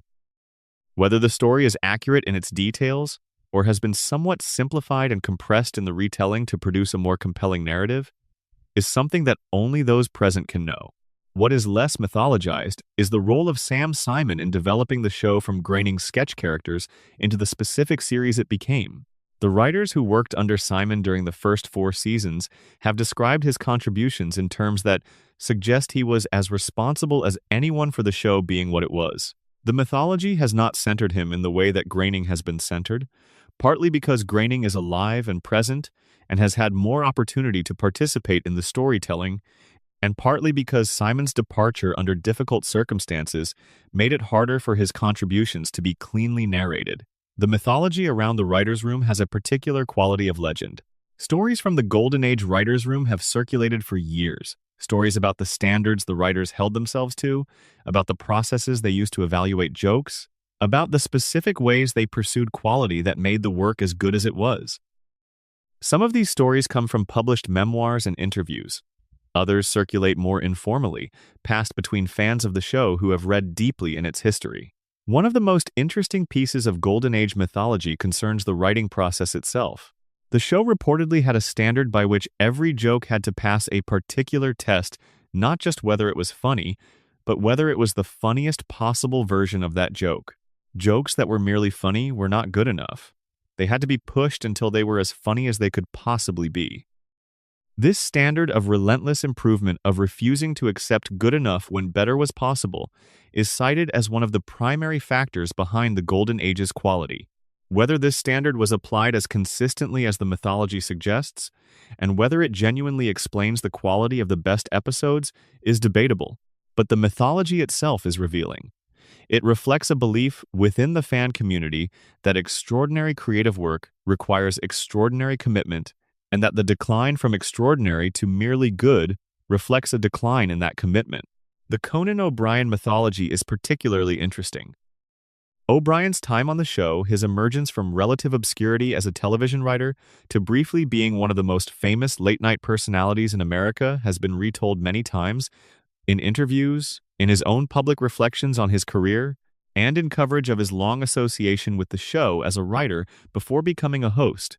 The mythology emphasizes his Harvard background, his initial awkwardness as a television writer, and the enormous leap from writing room to hosting that his experience on the show helped enable. What the mythology tends to gloss over is the messier human reality of the writing room, the political tensions, the interpersonal conflicts, the competitive pressures that characterize any highly creative and highly pressurized professional environment.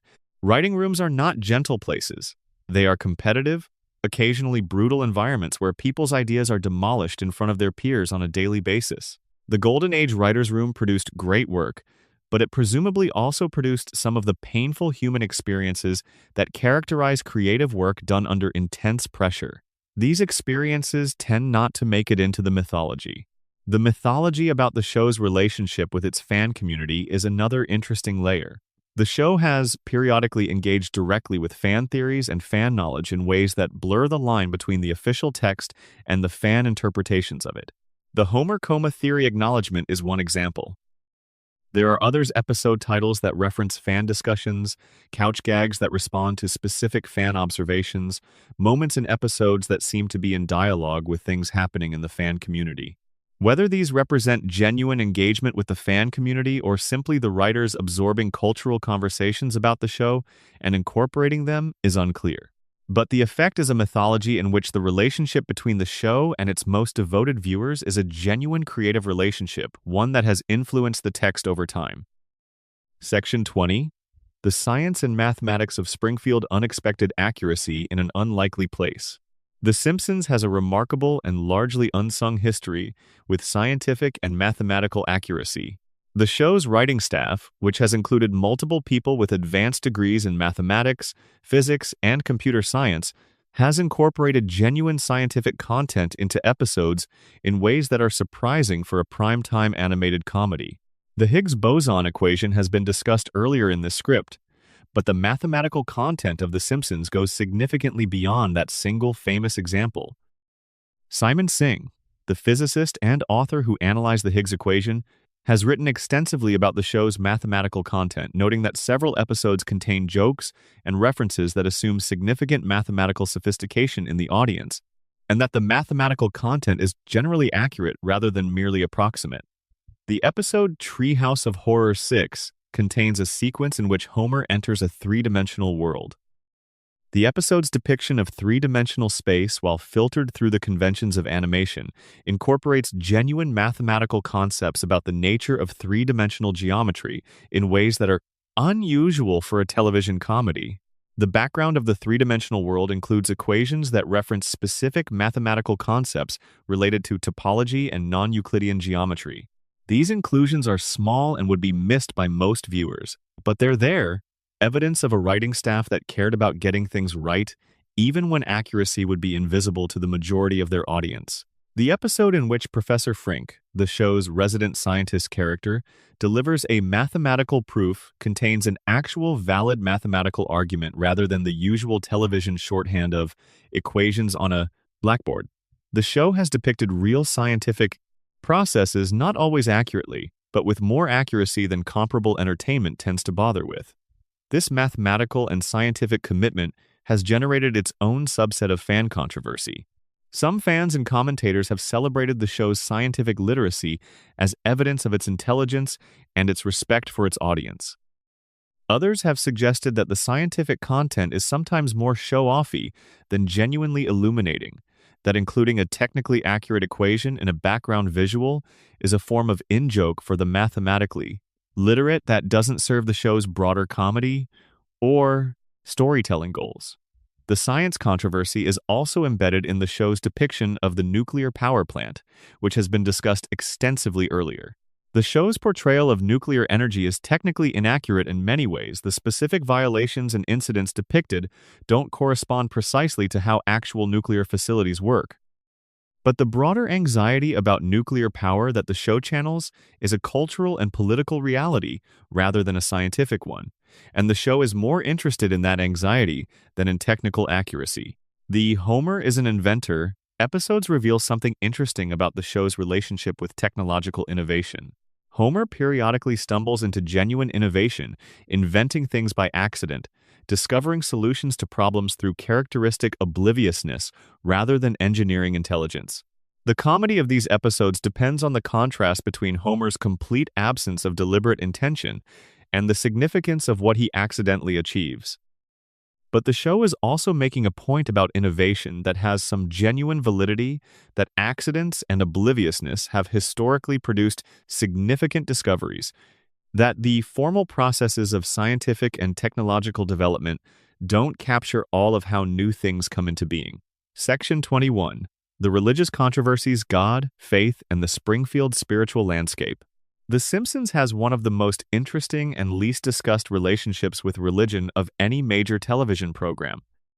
The show depicts a world in which God demonstrably exists. Homer has had direct conversations with God on multiple occasions. Springfield has been subject to apparently divine interventions, and religious faith is depicted as genuine and potentially meaningful rather than as mere superstition.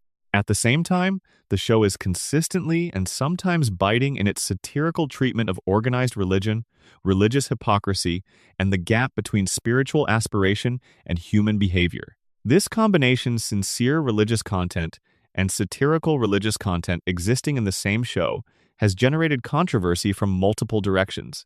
Christian conservative critics of the show have periodically objected to its treatment of religion as disrespectful, to the depiction of religious figures as flawed and self-interested, to the humor that targets the conventions of religious practice, to the occasional implication that organized religion serves institutional interests rather than spiritual ones.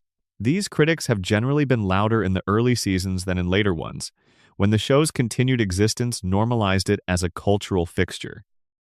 More interesting, from an analytical perspective, is the criticism from the opposite direction, from people who have found the show's theological commitment surprisingly sincere, and who have argued that the show's depiction of religious faith is more respectful than its satirical surface suggests. Ned Flanders, who functions as the show's primary representative of Christian faith, is depicted over the course of many episodes as a genuinely good person whose faith is sincere and meaningful to him, even as the show also acknowledges that his specific psychological relationship with that faith is complicated and perhaps unhealthy. The show's treatment of Ned is more honest about the complexity of religious experience than most entertainment tends to be. The Homer-God relationship is the show's most unusual piece of theological content. Homer's conversations with God are depicted in a register that isn't quite satirical and isn't quite sincere. They occupy a zone of gentle absurdism that acknowledges both the comedy of taking God too literally and the genuine wonder of the idea that a man like Homer would have direct access to the divine. The God of The Simpsons is recognizably the God of American popular theology, white-bearded, avuncular, benevolent, but sometimes puzzled by human behavior. But he's also depicted as genuinely present and genuinely interested in Homer's well-being, in ways that give the relationship a warmth that pure satire wouldn't allow. The episode Homer the Heretic, discussed earlier in this script, is the fullest expression of the show's religious sensibility. In it, Homer decides to stop going to church, preferring to spend Sunday mornings at home enjoying his own company. He has a dream in which he meets God, and God endorses Homer's right to worship in his own way. The episode's conclusion, in which Homer is saved from a house fire by Flanders and others who were at church, and acknowledges that other people's faith has value even if his own relationship with religion is different, manages to be simultaneously pro-religious and anti-institutional religion, celebrating individual spiritual experience while gently mocking the conventions of organized worship. The Jewish community's relationship with the show is a micro-controversy with interesting dimensions. Several of the show's key creative figures are Jewish, and Jewish cultural references appear throughout the show's history, sometimes as pointed humor, sometimes as affectionate cultural texture. The Simpsons has been praised by some Jewish commentators for depicting Jewish characters and cultural practices with intelligence and care. It has also been criticized for occasional jokes that some viewers found stereotypical or insensitive. The balance between in-group humor and outsider caricature is difficult to navigate, and the show's track record on this front is mixed. The Springfield Church and its regular attendance is another interesting theological detail. The Simpson family attends the First Church of Springfield, a vaguely Protestant institution presided over by Reverend Lovejoy, one of the show's more interesting supporting characters. Lovejoy is depicted as a minister who has lost his pastoral enthusiasm, who became a minister with genuine spiritual ambitions and has been gradually defeated by the relentless specificity of his congregation's problems. His relationship with his congregation, and particularly with Ned Flanders, whose every spiritual question becomes Lovejoy's personal trial, is one of the show's subtler ongoing jokes about the cost of caring about things in a world that rewards indifference. The Buddhist subplot that develops around Lisa's spiritual journey is one of the show's more earnest religious storylines. Lisa's conversion to Buddhism is handled with unusual seriousness and maintained across multiple seasons. Unlike many of the show's character developments, which are introduced and then forgotten between episodes, Lisa's Buddhist identity has been a consistent element of her characterization for over 2 decades. The show's treatment of Buddhist practice is generally respectful and well-researched. It reflects genuine engagement with Buddhist philosophy rather than casual cultural appropriation. Section 22. The Gender and Feminism Controversies. What Springfield Said About Women. The Simpsons has a complicated feminist legacy. In its golden age, the show produced some of television's most thoughtful explorations of women's experiences in American domestic life. Marge's frustrated ambitions, Lisa's battles against sexism and institutional dismissal, the recurring theme of women's interior lives being invisible to the men around them, these were genuine contributions to how popular culture thought about and depicted gender. The show's feminist content was not programmatic or preachy. It was embedded in the comedy in ways that made the observations land more sharply than they might have in a more explicitly political context. Marge versus. The Monorail is remembered as a comedy masterpiece, but it's also a story about a woman whose clear-eyed judgment about an obvious scam is dismissed by the collective enthusiasm of the men around her, and who is proven right when everything falls apart. A Streetcar Named Desire is remembered for its absurdist comedy, but it's also a story about a woman who recognizes herself in a piece of art about feminine subjugation and has to reckon with what that recognition means. These episodes are doing something with gender that the show's defenders can point to as evidence of genuine feminist intelligence. The feminist criticism of the show focuses, however, on the gap between these good intentions and the show's structural realities. The writer's room was overwhelmingly male. Marge, for all her complexity in individual episodes, is structurally defined by her relationship to Homer as his wife, as the stabilizing force that enables his adventures, as the person who cleans up after the chaos he creates. The show that celebrates Marge's intelligence and resilience also consistently returns her to the position of domestic support because the show needs her there for the show to work. Lisa's feminism is perhaps the most discussed example of the show's complicated relationship with gender politics. Lisa is explicitly and consistently identified as a feminist. She identifies with feminist thought, advocates for gender equality, and in individual episodes fights against specific examples of sexism with conviction. But Lisa is also consistently and structurally powerless. Her advocacy produces little lasting change. The world she's trying to improve doesn't improve. And the show's unwillingness to let her succeed, which is structurally necessary because the show can't fundamentally change anything without breaking its premise, means that her feminism is perpetually frustrated. The smartest feminist in Springfield keeps losing, which is either a sharp observation about the difficulty of social change or a structural problem with a show that can't allow meaningful change to happen. The show's treatment of female guest characters has been a recurring point of criticism. Female celebrities who guest starred on the show were often given less interesting, less complex roles than their male counterparts. The Simpsons guest star history is dominated by male guests in significant storylines. Female guests were more frequently used as supporting presences or romantic interests for male characters. This pattern reflects both the demographics of the writing room and the broader cultural assumptions of the era in which the Golden Age was produced. The progressive critic and the traditionalist viewer find themselves in unexpected alignment on one aspect of The Simpsons' gender controversy. Both groups have noted that the show's premise, Homer's incompetence enabled by Marge's competence, Homer's irresponsibility balanced by Marge's responsibility, is structurally dependent on gender roles that the show's feminist content sometimes critiques and sometimes relies on without acknowledgement. Homer can be a lovable buffoon in part because Marge is there to absorb the consequences. The comedy of Homer's incompetence is underwritten by an arrangement that, examined closely, has troubling implications about the distribution of domestic labor and emotional work. This is not an observation that the show is unaware of. Several episodes explicitly address the inequity of Homer and Marge's domestic arrangement, and Marge's frustration with that inequity has been a recurring theme. But acknowledging a structural problem in individual episodes doesn't resolve the structural problem, it just makes it visible while the show continues to depend on it. The show can't end the arrangement that makes Homer's comedy possible without changing what the show is. So it continues, one season to the next, acknowledging the problem and reproducing it simultaneously. Section 23. The Technology Controversies. Springfield in the Digital Age. When The Simpsons debuted in 1989, the internet didn't exist in its modern form. Mobile phones were expensive novelties. Streaming was not a concept. The cultural landscape within which the show operated was defined by broadcast television, physical media, and the water cooler conversation of shared cultural experience. 36 years later, all of that has changed, and the show has had to adapt to a technological environment that is radically different from the one in which it was created.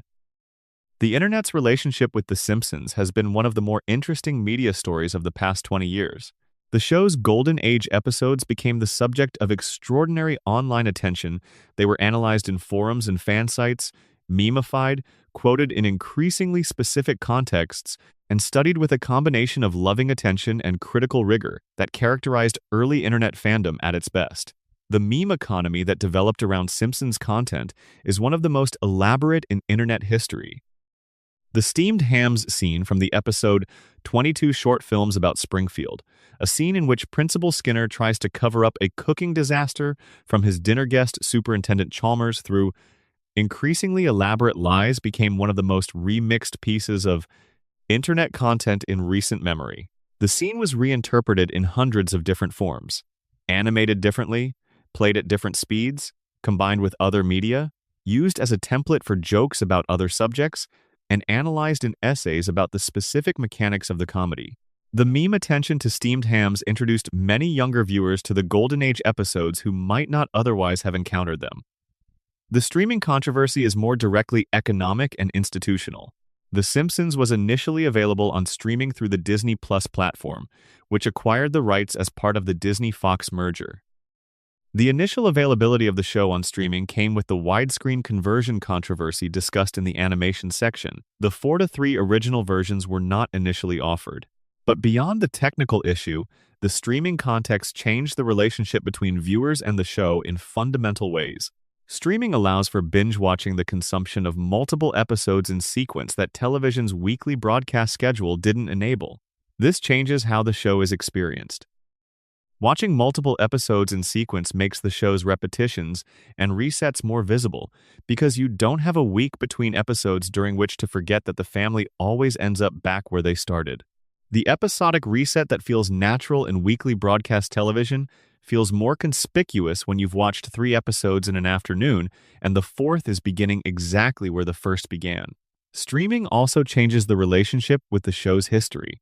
A viewer who encounters The Simpsons on Disney Plus for the first time in 2025 has access to all 36 seasons simultaneously. They can begin anywhere, skip seasons, watch episodes out of order. This is a very different relationship with the show's history than the relationship of someone who watched it on broadcast television as it aired. For the broadcast viewer, the show's history was accumulated gradually, season by season, with each episode arriving in its appointed place in the sequence.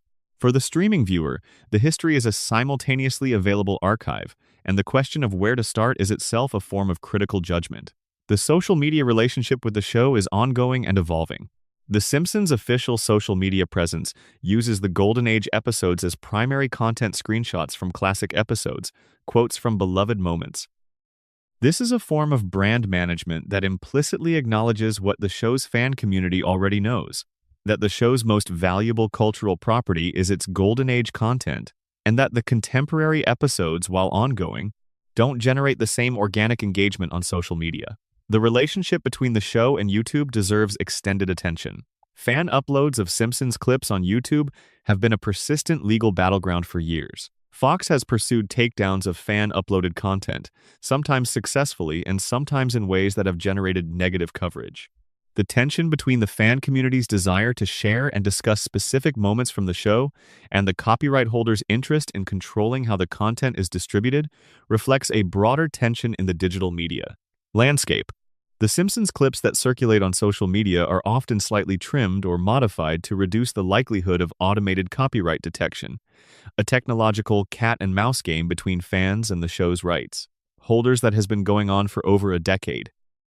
The video essay community on YouTube has produced an enormous body of Simpsons analysis over the past 15 years. Long-form analytical videos examining specific episodes, specific aspects of the show's history, or specific controversies have accumulated audiences of millions. The every frame a painting style of close visual analysis has been applied to the show's animation. Historical retrospectives about specific seasons have been produced with research depth that rivals academic work. This community of amateur critics has, in many cases, produced more honest and more insightful analysis of the show's history than the professional critical establishment. Section 24. The final controversy. The question of what The Simpsons actually is. After everything, the voice actor battles and the quality debates and the representation controversies and the pulled episodes and the canonical disasters and the eternal running too long question, there's one controversy that underlies all the others. It's the question that rarely gets asked directly, because it's the kind of question that makes other questions both answerable and unanswerable at the same time. What is The Simpsons? Is it a family comedy? Clearly in its most basic description. Is it satire? Certainly in its best moments. Is it a children's show? It airs in prime time and has always been aimed at adults, but it's been watched by children for 36 years. Is it art? Many critics and academics have argued that, at its peak, it deserves to be called art in the fullest sense of the word. Is it a commercial product? Obviously. Is it a cultural institution? At this point, undeniably. All of these things are true simultaneously, and the tensions between them are the engine of every controversy the show has ever generated. The commercial product aspects of the show are in tension with the art. The children's audience is in tension with the adult satire. The institution is in tension with the creative work. The Golden Age legacy is in tension with the ongoing production. The people who argue about The Simpsons, who debate its quality, its politics, its representation, its business decisions, its relationship with its own history, are ultimately arguing about which of these things the show should most fundamentally be. Fans who believe the show should have ended after Season 8 are implicitly arguing that it is primarily art, and that art has an obligation to maintain its quality even at the cost of institutional survival. Fans who accept the later seasons without complaint are implicitly arguing that the show is primarily a cultural institution, and that institutions have value separate from the quality of any individual product they generate.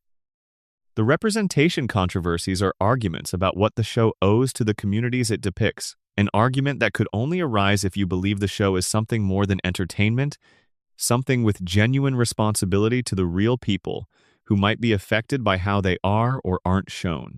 The voice actor controversies are arguments about the show as a professional entity with obligations to the people who work for it. The political controversies are arguments about the show as a participant in public discourse with responsibility for what it says and doesn't say. Every argument about The Simpsons is, underneath it, an argument about what we want entertainment to be. We want it to be art when we're disappointed by its commercial compromises. We want it to be entertainment when we want to defend our enjoyment of it against critical scrutiny. We want it to be a moral actor when it does something harmful, and we want it to be just a cartoon when the moral actor expectation feels like too heavy a burden. The Simpsons has survived 36 years by being all of these things without resolving the tensions between them. It is simultaneously a commercial product and a cultural institution, and sometimes genuine art and a source of genuine representation failures, and an incubator of extraordinary creative talent, and a machine for generating controversy that keeps it relevant. It is impossible to fully resolve into any single thing, and that impossibility is part of what has kept it central to the culture for longer than any other television show. The final controversy, then, is not about any specific episode or casting decision or quality decline. It's about the question that each viewer has to answer for themselves when they sit down in front of the television and watch the Simpsons family pile onto the couch for the 10,000th time. What am I watching? What do I want this to be? What does it mean that I'm still here, 36 years later, watching the same family in the same house, the same loop running? The show doesn't answer that question. It just keeps running. The loop keeps floating. And somewhere in Springfield, Homer is stumbling through another ordinary disaster. Marge is holding the family together with both hands. Bart is planning his next scheme. Lisa is asking questions nobody wants to answer. And Maggie is sitting very still in the corner, watching everything, saying nothing, waiting. And we're watching too, 36 years in. Still here, still in Springfield. That's the biggest controversy of all, maybe. The fact that we stayed. Extended coda. The stories that didn't make it into the episodes. Every season of The Simpsons contains episodes that aired. It also contains, somewhere in the history of the writer's room, stories that were developed and then abandoned, premises that were explored and then discarded, character arcs that were started and then diverted, emotional territory that was approached and then retreated from. These unmade Simpsons episodes are genuinely fascinating, and the stories about why they didn't get made are part of the show's hidden history.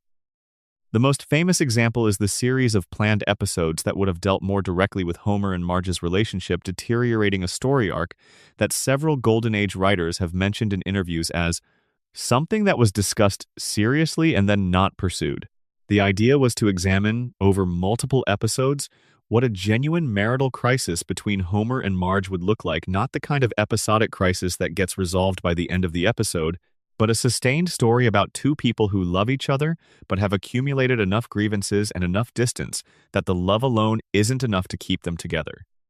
The writers who have mentioned this planned story arc describe it as something that felt important and true, that the show, which had always been honest about the difficulties of the Simpsons' marriage, had been avoiding the logical endpoint of that honesty, and that an extended marital story arc would have been some of the show's most emotionally significant work. It didn't happen, apparently, because the institutional consensus was that audiences needed Homer and Marge to stay together as a premise, and that genuinely threatening the marriage, not in a single episode, but in a story that extended over time, was too risky. This decision, or something like it, is representative of a larger category of decisions that shaped the show by limiting what it was willing to be. The show's premise required certain constants: the family intact, the children perpetually young, the house on Evergreen Terrace, the job at the plant. These constants were non-negotiable because they were structural, but they also foreclosed certain kinds of storytelling that might have been extraordinary. The show's writers, at their best, were capable of producing episodes that explored the genuine emotional complexity of its characters' situations. But they were doing so within a box that, however large it seemed in the early seasons, had walls that became more visible over time. The unmade episodes are a reminder that the show that aired was a selection from a much larger range of possibilities. The stories that were written and discarded, the ideas that were seriously considered and then set aside, the creative directions that were started and then turned back from, all of these represent roads not taken in the story of Springfield. The show is not just the sum of its episodes, it's also the sum of what those episodes chose not to be. The question of what stories The Simpsons should have told and didn't is ultimately a question about what American culture was willing to look at and what it wasn't. The show held up a mirror to American life for 36 years. Some of the things in that mirror were uncomfortable, and the show looked at them directly. Others were too uncomfortable, and the mirror got angled away from them. The controversies of the show's history are partly about the former, the moments when the show did look directly at difficult things, and the audience had to decide what they thought about what they saw. But they're also, in a quieter way, about the latter, about the things the show could have looked at and didn't, and about what that avoidance tells us about the culture that produced it and watched it. Appendix: a brief taxonomy of Simpsons fan types. Every long-running show develops distinct communities of viewers whose relationships to the show are different enough that they might as well be watching different things. The Simpsons is no exception, and understanding the different kinds of Simpsons fan is useful context for understanding why the controversies around the show are as intense and as divided as they are. The Golden Age purist is the most vocal kind of Simpsons fan. This is someone whose primary relationship with the show is through the seasons they consider canonical, typically seasons 3 through 8, sometimes extending to season 10.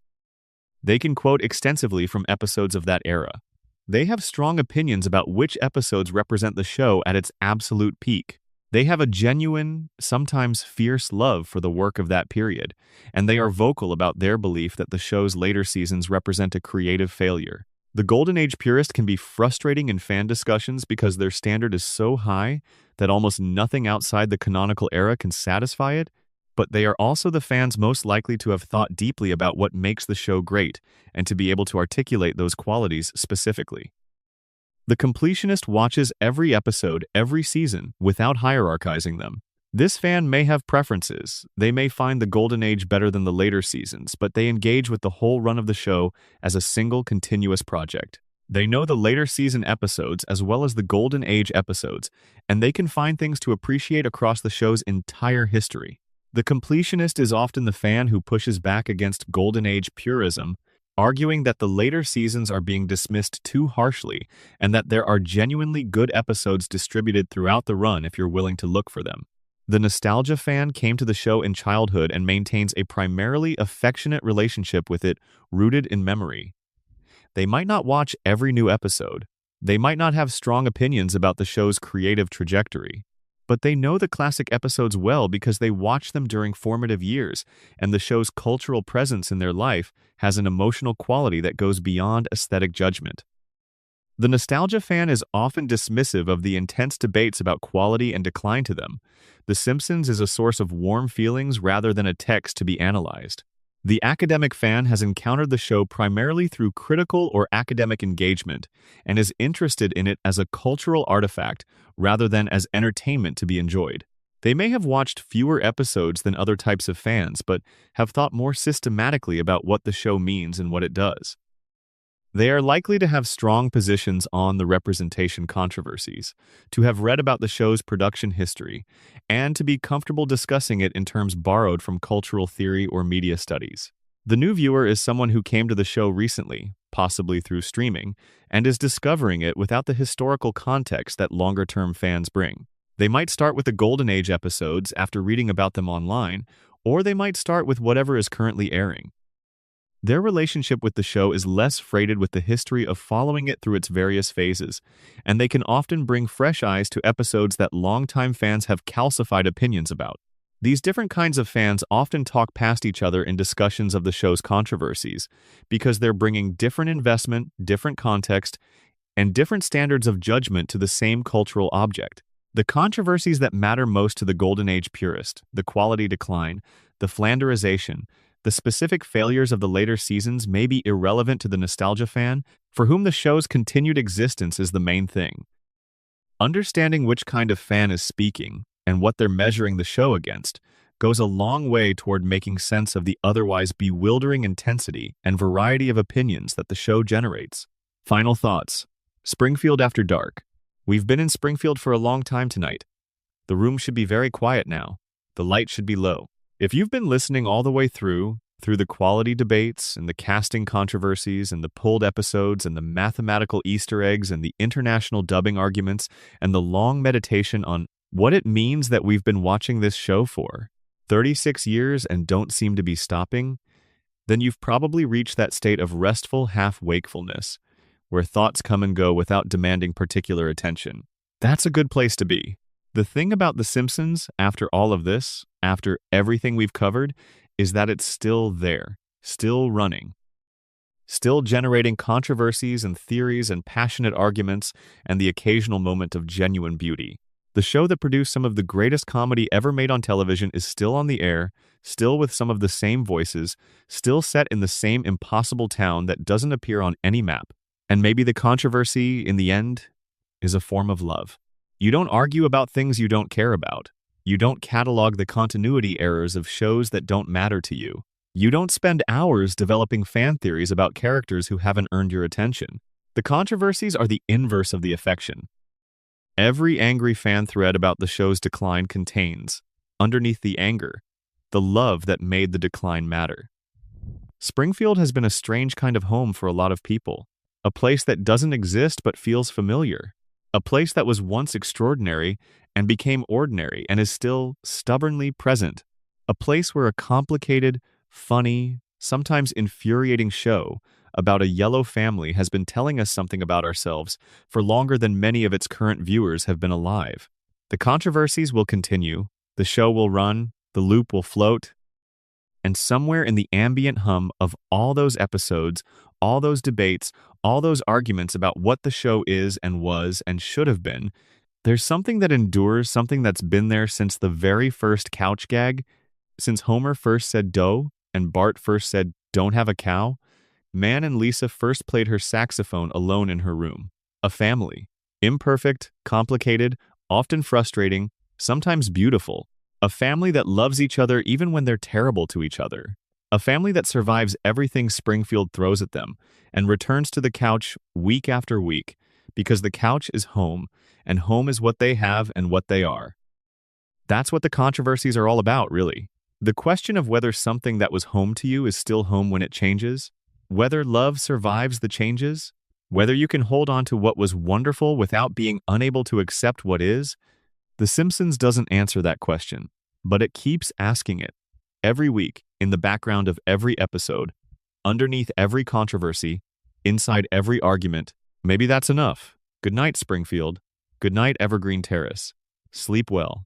End of script. Total runtime estimate. Approximately 6 to 7 hours. Extended section. The Springfield economy class, poverty, and the controversies of Homer's wages.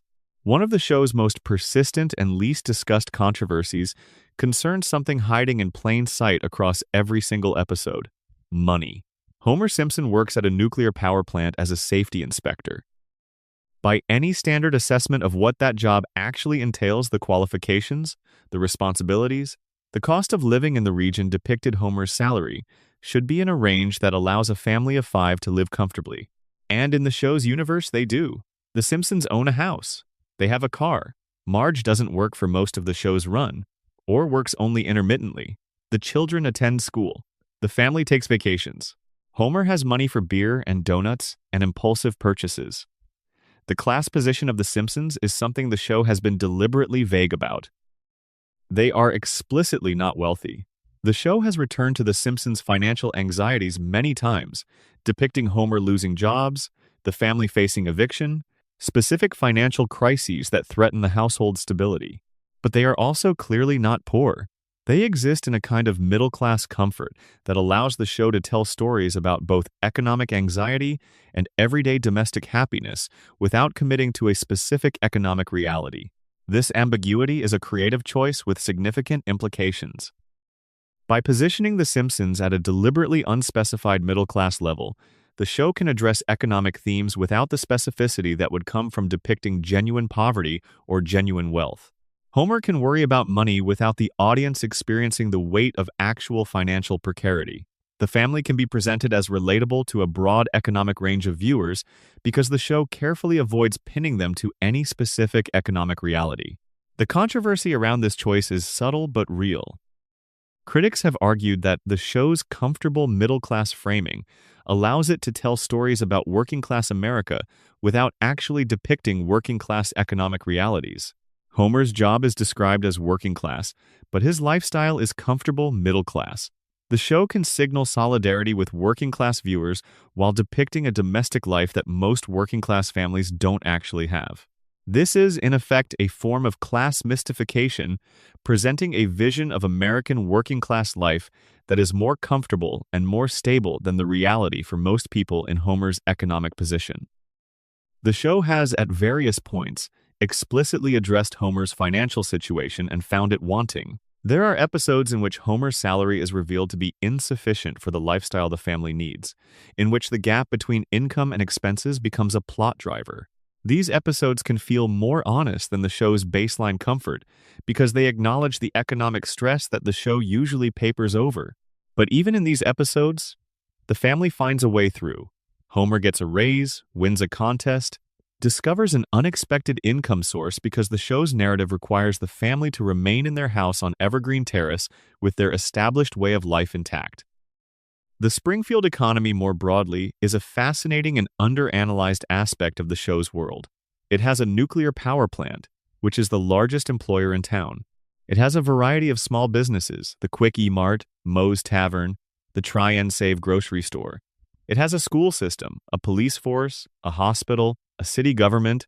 The economics of these institutions are depicted with varying degrees of consistency and realism, and the gaps in that depiction reflect interesting choices about what the show is and isn't willing to examine.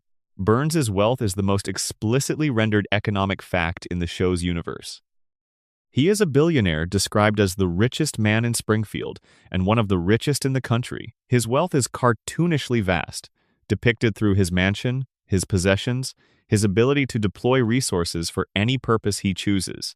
But the show rarely examines how that wealth was accumulated, what economic mechanisms have sustained it across Burns's extraordinarily long life, or what effect his concentration of wealth has had on the broader Springfield economy. The relationship between Burns's wealth and Springfield's economic health is depicted implicitly rather than explicitly. The power plant provides employment. Burns's investment in the town, such as it is, keeps certain economic structures running. But the show also depicts Burns as having systematically exploited Springfield, taking from the town rather than contributing to it, using his economic power to shape the political environment in his favor, accumulating wealth through mechanisms that don't benefit the people most affected by his operations. This is the political economy of the show, glimpsed in moments rather than examined directly. The billionaire who owns the town's primary employer and uses that ownership to maintain control over the community. The question of whether The Simpsons has anything genuinely to say about the political economy of American capitalism, or whether its economic satire is essentially decorative, providing the surface appearance of social criticism without the substance, is one of the more interesting questions in the academic literature about the show. The best episodes in the Golden Age suggest that the show does have something genuine to say. The exploitation is depicted clearly, the mechanisms of power are shown operating, the effects on working people are acknowledged. But the show's structural requirement to maintain a comfortable domestic baseline for its central family creates a ceiling on how far that economic critique can go. Extended section: The Simpsons and Education, Springfield Elementary and its controversial curriculum. Springfield Elementary is one of the most absurd educational institutions ever depicted in American television. Its principal is, for most of the show's history, either a fraud named Armin Tamzarian or whatever Armin Tamzarian actually is after the legal decree makes him real. Its most prominent teacher, at least in the show's golden age, is Edna Krabappel, whose relationship with her work ranges from resigned to actively hostile. Its curriculum is perpetually threatened by budget cuts, administrative incompetence, and Burns's periodic attacks on the school's resources. The depiction of American public education in The Simpsons is one of the show's most consistently dark satirical threads. The school is underfunded, staffed with burned-out educators, administered by people whose primary concern is self-preservation, and subject to political pressures from outside that have nothing to do with the welfare of the children attending it. Bart spends his entire educational career failing to be educated in any meaningful sense, and the failure is depicted as the school's as much as his. Lisa, the one student who actively wants to be educated, is consistently failed by an institution that doesn't know what to do with genuine intellectual curiosity. The controversy around the show's educational depiction comes from multiple directions. Conservative critics have periodically suggested that the show's portrayal of public education is unfairly negative, that depicting public schools as uniformly dysfunctional serves a political narrative that favors school, privatization, and voucher programs. Progressive critics have argued the opposite, that the show's critique of underfunding and administrative failure accurately depicts the systemic problems that affect public education, and that the show's sympathy is clearly with the students and teachers being failed by the system rather than with the system being dismantled.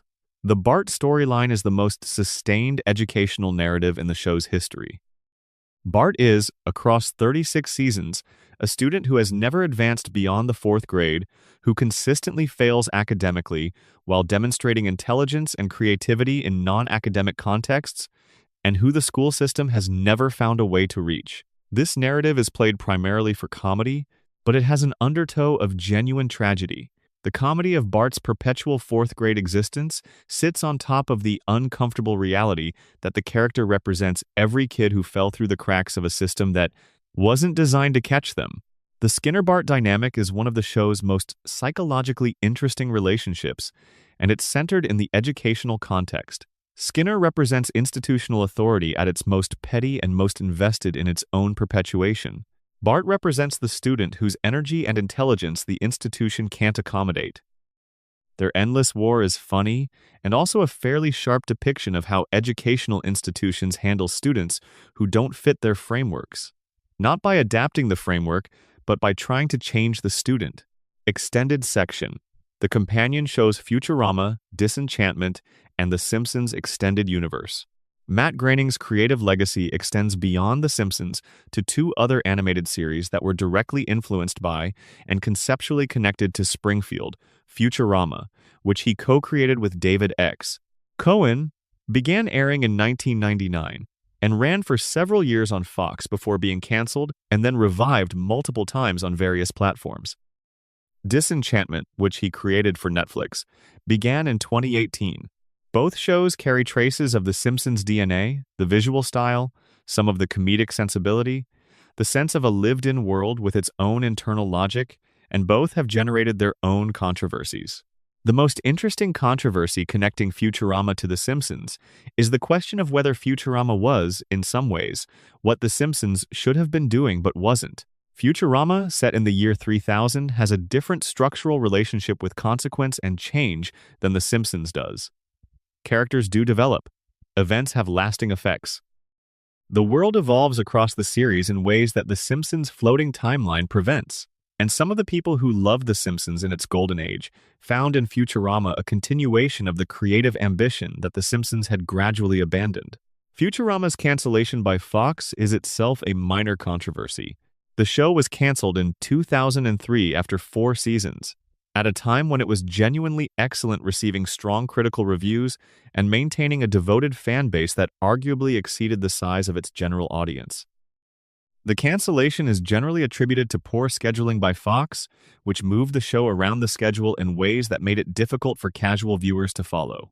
The subsequent revivals on Comedy Central, on Hulu, most recently on Hulu again for a reboot, are a testament to the show's lasting appeal and to the fan community's sustained advocacy. The Disenchantment controversy is more muted. The show, set in a medieval fantasy world, has been criticized in some quarters for not quite finding the creative groove that The Simpsons' golden age represented. Its defenders argue that it's doing something different and that evaluating it against The Simpsons standard is unfair. The debate mirrors, in miniature, the debates about whether the later Simpsons seasons should be evaluated against the golden age or on their own terms. The extended universe of Simpsons adjacent media, the merchandise, the theme park, the video games, the comics forms a shadow world of Springfield content that exists parallel to the television show. The comics in particular have generated their own creative history and their own fan community. Published by Bongo Comics, the Simpsons comic book line ran for decades and produced content that was, at its best, genuinely good comedy that captured something of the show's spirit while taking advantage of the visual possibilities of the comics medium. The end of the Bongo Comics line in 2018 was mourned by the community of fans who had followed it. Extended section: The Lost Episodes and the Archive Problem. As The Simpsons moves further into the streaming age, a question about the nature of television archives becomes increasingly relevant. For a show that ran for 36 seasons on broadcast television, the question of which version of which episode is the authentic one is genuinely complicated. The show exists in multiple versions. There are the original broadcast versions, with commercials removed but otherwise unchanged. There are the syndicated versions, which were often cut to accommodate local commercial breaks. There are the DVD versions, which sometimes included brief sequences that the broadcast versions didn't. There are the streaming versions, some of which are the original 4:3 aspect ratio and some of which are the reformatted widescreen versions. And there are the international versions, modified in various ways for different markets. Which of these is The Simpsons? The question is not purely academic. A viewer who watches an episode on streaming today is watching a specific version of that episode that may differ from the version that aired on Fox in 1,993 inches ways that are visible and significant. The reformatted widescreen episodes change the visual composition of scenes. Scenes edited for syndication change the pacing and occasionally the meaning of storylines. The version that circulates on the internet, in clips and screenshots and discussion threads, may not correspond precisely to any authorized release. The archive problem is a particularly sensitive topic because some of the show's most important episodes, particularly those from the Golden Age, exist in multiple versions that have never been systematically compared, the differences cataloged. Fans have done some of this cataloging work, but it exists in fan wikis and forum posts rather than in any official archive. The show's production company has not, as far as public record indicates, made available any systematic accounting of the differences between versions. This matters for several reasons. It matters for the fan community, because the versions of episodes that fans remember and, quote, may not correspond precisely to what's currently available on streaming. It matters for the academic community, because media scholars who want to analyze the show's textual history need to know which text they're working with. And it matters for the show's legacy, because the cultural objects that people are arguing about when they argue about The Simpsons are not fully specified. The show is, in a technical sense, not a single stable text, but a family of related texts that have diverged across different platforms and different eras. The lost episode problem has an extreme end. Certain episodes that exist in heavily altered forms, or that are known to have had content removed, that has never been publicly restored. The censored 201 episode is one example. There are others where specific scenes from original broadcasts have been edited in all subsequent releases without the edits being acknowledged or the original scenes being made available. The question of what these excised scenes contained and why they were removed is itself a micro-controversy within the fan community. The relationship between The Simpsons archive and the broader question of television preservation is an important one.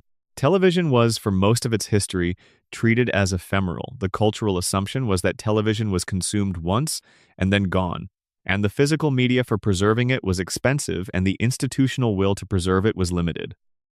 Many early television shows exist only in partial form, with episodes lost because nobody thought preservation was important.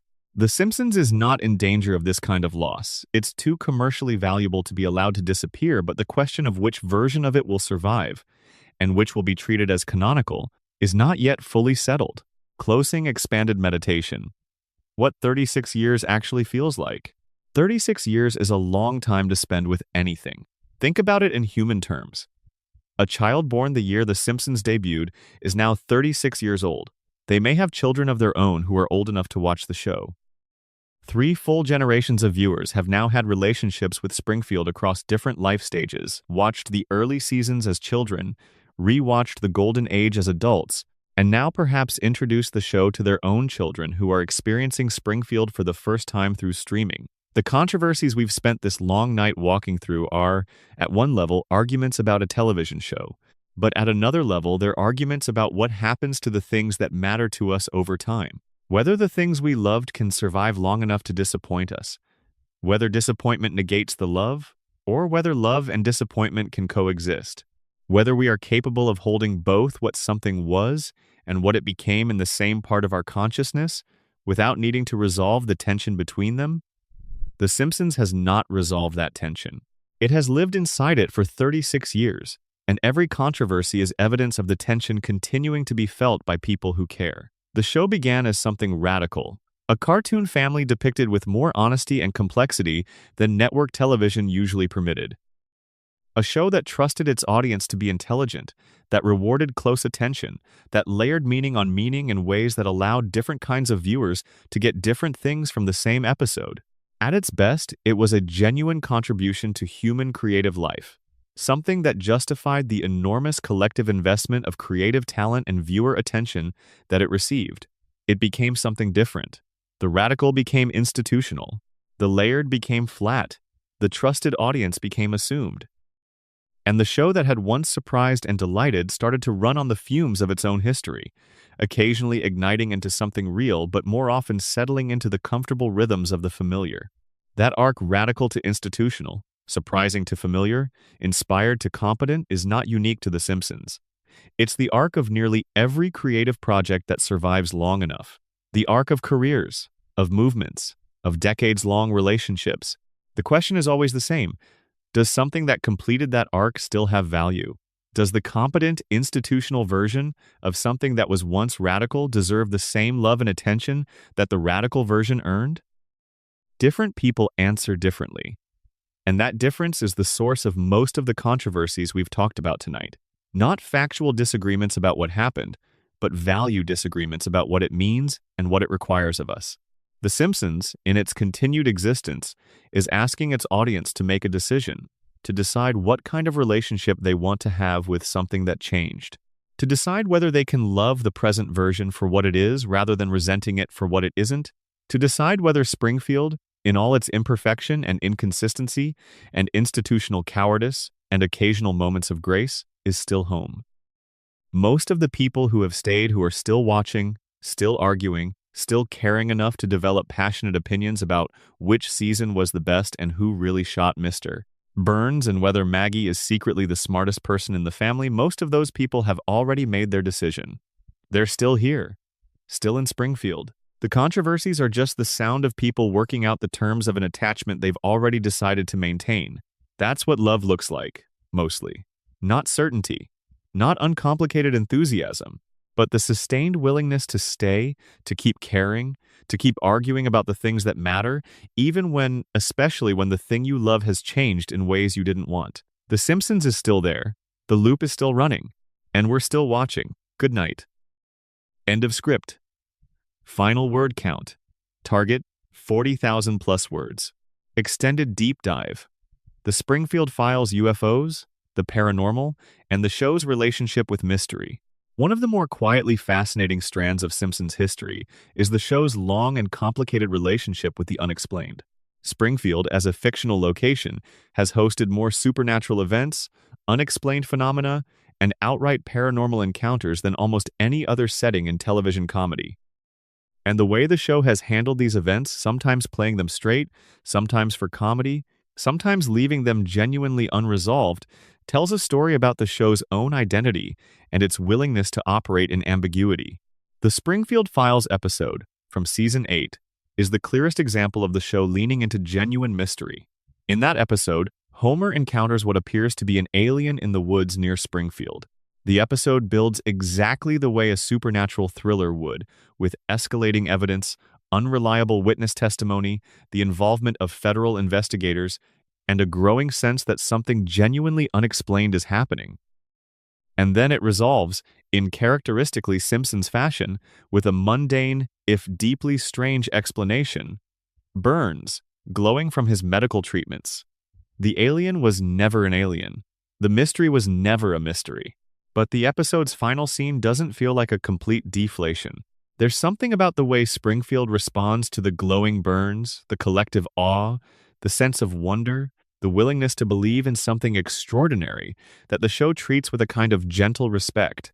The people of Springfield wanted there to be an alien. They wanted the world to be stranger than it appeared.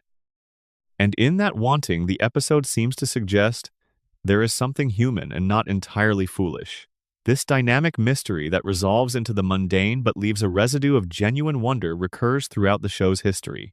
Springfield has been the site of numerous unexplained events that the show never fully accounts for. the ghost of Maud Flanders appearing in later episodes. The various supernatural entities in the Treehouse of Horror specials that exist in the show's universe in an ambiguous relationship with canonical reality.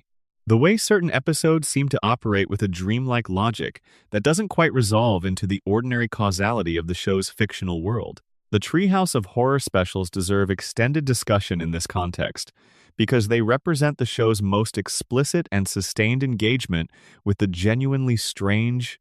These annual Halloween specials, which have been a feature of the show since its second season, exist outside the show's normal continuity. They're explicitly non-canonical, allowing the writers to do things to the characters that can't be done in regular episodes.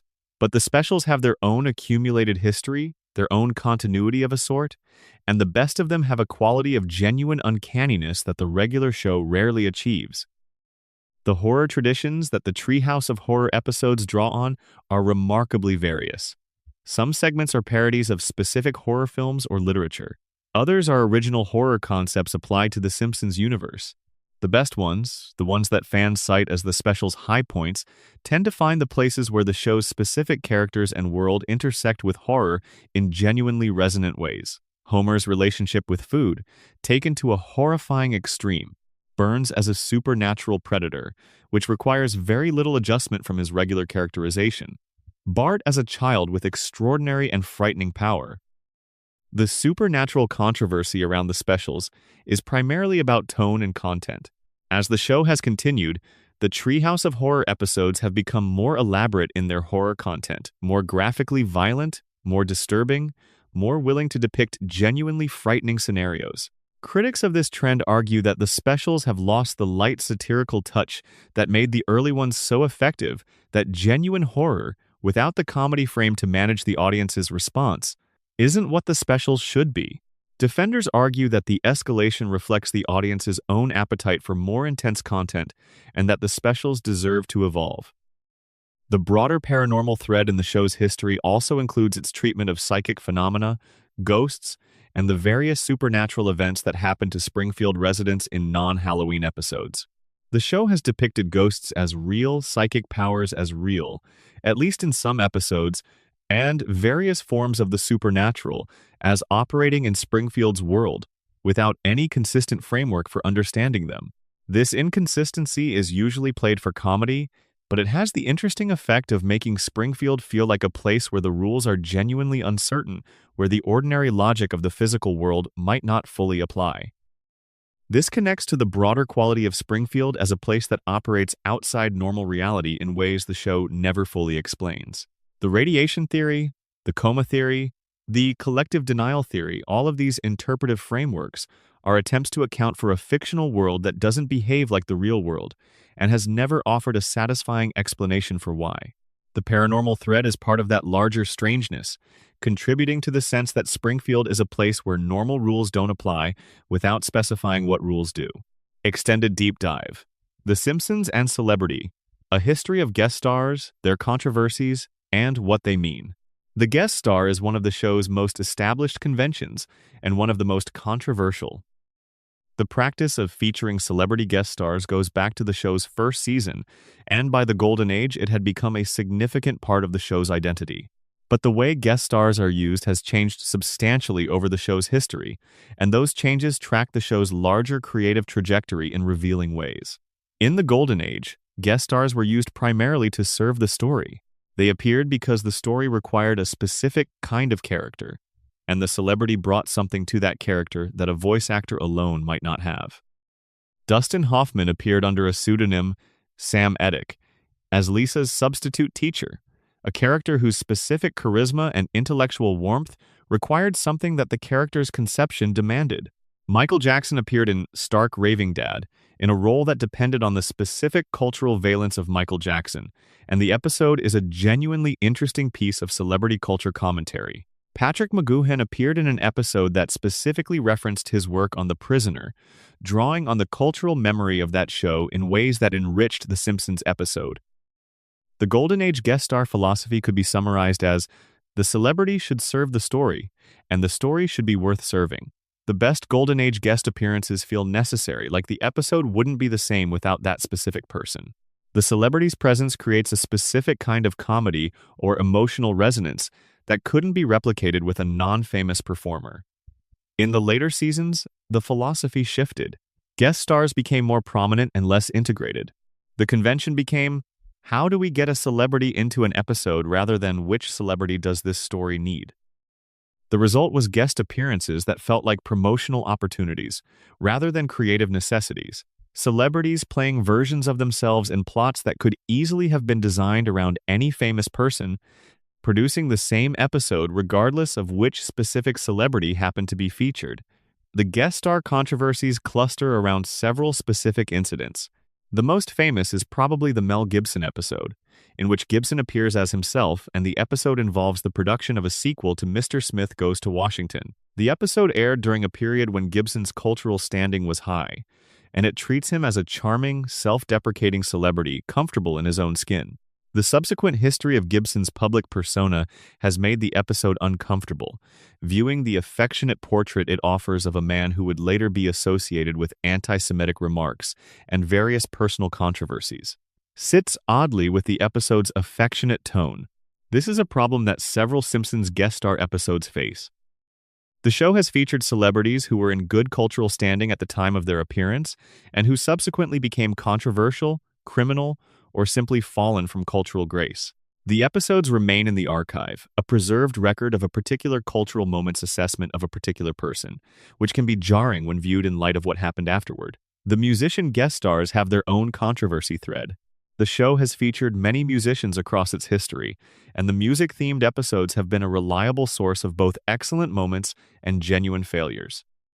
The Homer's Barbershop Quartet episode from Season 5, which features the B Sharps as the Simpsons universe equivalent of the Beatles, is widely regarded as one of the show's great musical episodes, funny, affectionate, and genuinely engaged with the specific qualities of music and fame that it's depicting. The much later episodes featuring contemporary musicians tend to be less invested in the music itself and more interested in the celebrity, producing episodes that feel more like promotional tie-ins than genuine creative engagements. The documentary crossovers are another interesting guest star category. In several episodes, the show has featured real journalists, documentarians, or media figures in roles that blur the line between the show's fictional world and the real world of media coverage. These episodes are interesting as examples of a show that is genuinely conscious of its own media existence, aware that it exists within a broader media landscape, and occasionally interested in examining that landscape from within. The results have been mixed, but the impulse is admirable. The controversy about which guest stars were worth it, which brought something genuinely valuable to the show, and which were simply borrowed celebrity, is an ongoing fan debate that connects to the broader quality, conversation. In the Golden Age, the question of whether a guest star worked tended to have fairly clear answers. In the later seasons, the question is more complicated because the show's baseline quality is lower and the function of the guest star is different, making it harder to evaluate whether any given appearance served the show or merely used it. Extended deep dive. The writing process and what made the Golden Age work.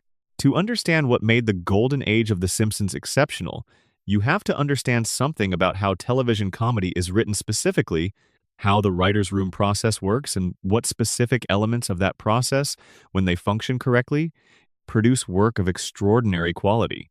Television comedy writing is a collaborative process that is, in most respects, the opposite of how people imagine creative writing to work. There is no single author with a solitary vision. There is a room of writers who collectively develop stories, punch up jokes, and argue over every line until the room agrees it's as good as it can be.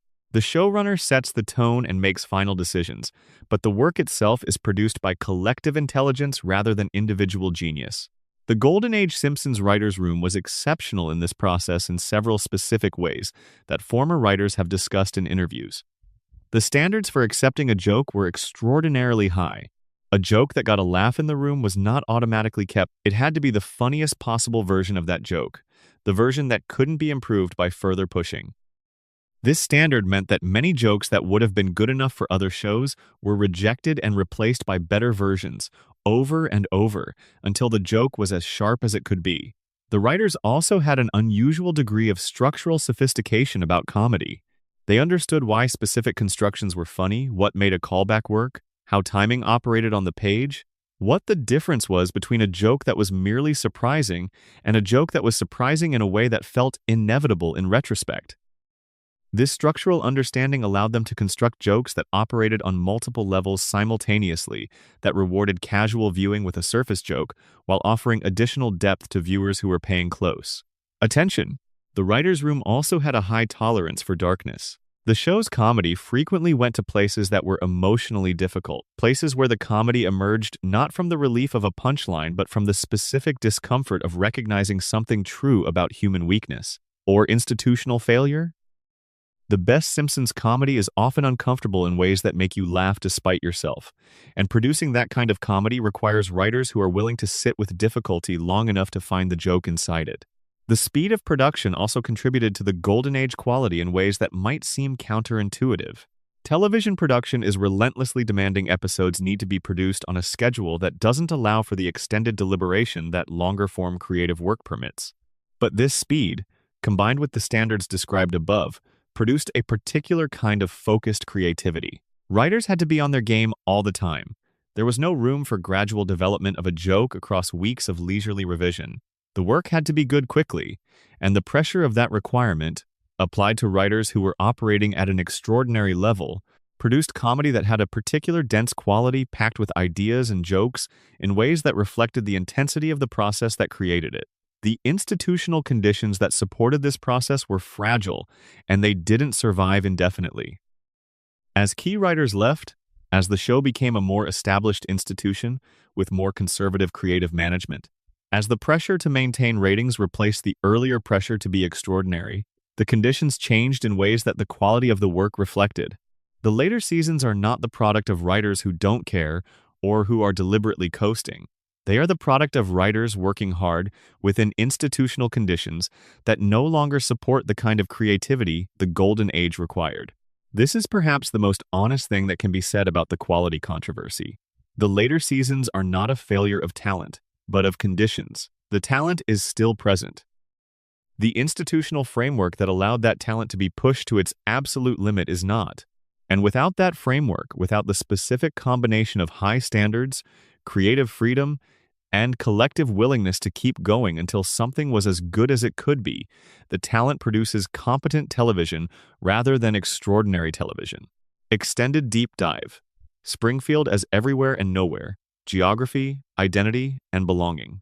The question of where Springfield is has been touched on earlier in this script, but it deserves extended treatment here, because the geographic controversy is about something larger than a cartoon town's location. It's about the idea of belonging, about what it means to have a place that is recognizably yours, and what happens when that place is deliberately made impossible to locate. Springfield has been, from the beginning, designed to be every American town simultaneously. The name itself, Springfield, is the most common city name in the United States, appearing in more states than any other. The choice was deliberate. Groening wanted the show's setting to feel familiar to viewers, regardless of where they actually lived, to create the sense that Springfield could be their Springfield, wherever they were from.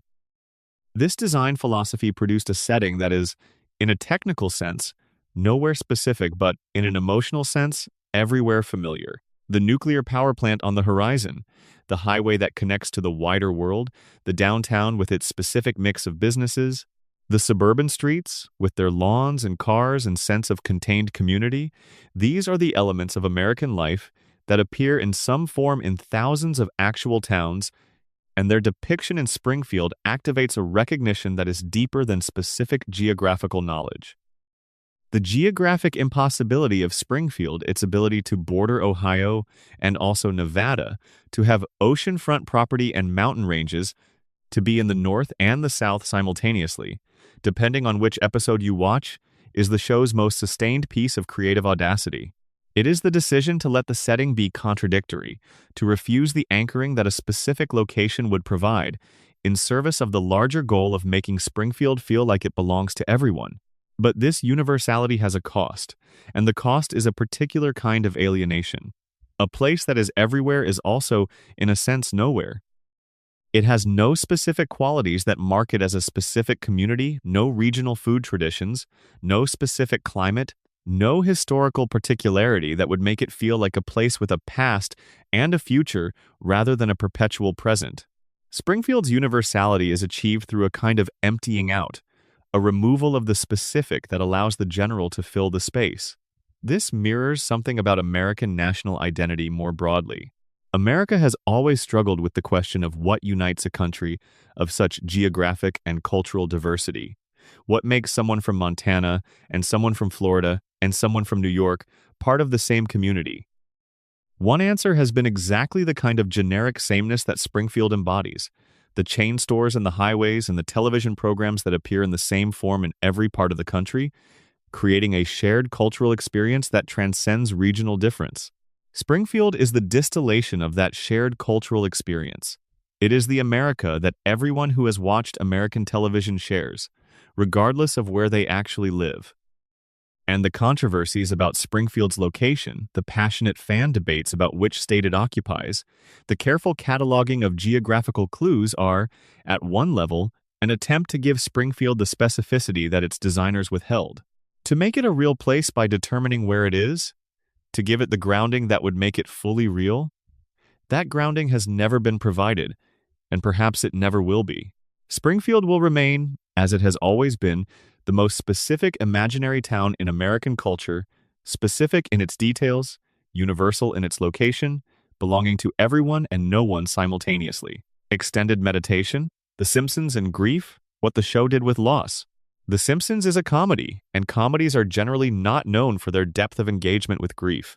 But across 36 seasons, the show has produced some genuinely profound material about loss episodes that found, within the comic framework of the show's world, space for something that felt more like real grief than the sanitized emotional content of most television. The episode One Fish, Two Fish, Blowfish, Bluefish from Season 2 is perhaps the show's earliest and most direct engagement with death and grief. Homer is told by a doctor that he may have consumed a toxic piece of blowfish at a Japanese restaurant and has a day to live. The episode follows Homer as he spends what he believes is his last day saying goodbye to loved ones, doing things he's always meant to do, coming to terms with his own mortality. It is tender and funny and emotionally honest, in ways that establish the show's capacity for genuine feeling within its comic mode. The show returned to grief many times across its history, in episodes that range from the gently melancholy to the genuinely devastating. Mother Simpson, discussed earlier, contains one of the show's most emotionally complete portrayals of grief specifically, the grief of a grown child for a parent who was largely absent, and the complicated emotional territory of reunion, partial reconciliation, and loss. Mona's final departure in that episode and Homer's silhouette against the night sky at the episode's end is among the most resonant final images in the show's history. The grief of the show's Golden Age episodes tends to be precise and specific. When the show depicts loss, it earns it the episodes build toward their emotional moments carefully, and the moments land because the preparation has been done. The emotional content is allowed to breathe without being punctured by reflexive comedy, which is a discipline that the show in its later phases has not always maintained. Maud Flanders' death and Ned's grief in its aftermath produced some of the most sustained grief content in the show's history. The episode Alone Again, Natura Diddley, handles Ned's loss with genuine respect. His grief is not played for comedy, and the episode's engagement with his attempts to move on afterward acknowledges the non-linear, non-tidy nature of grief in ways that are unusual for sitcom television.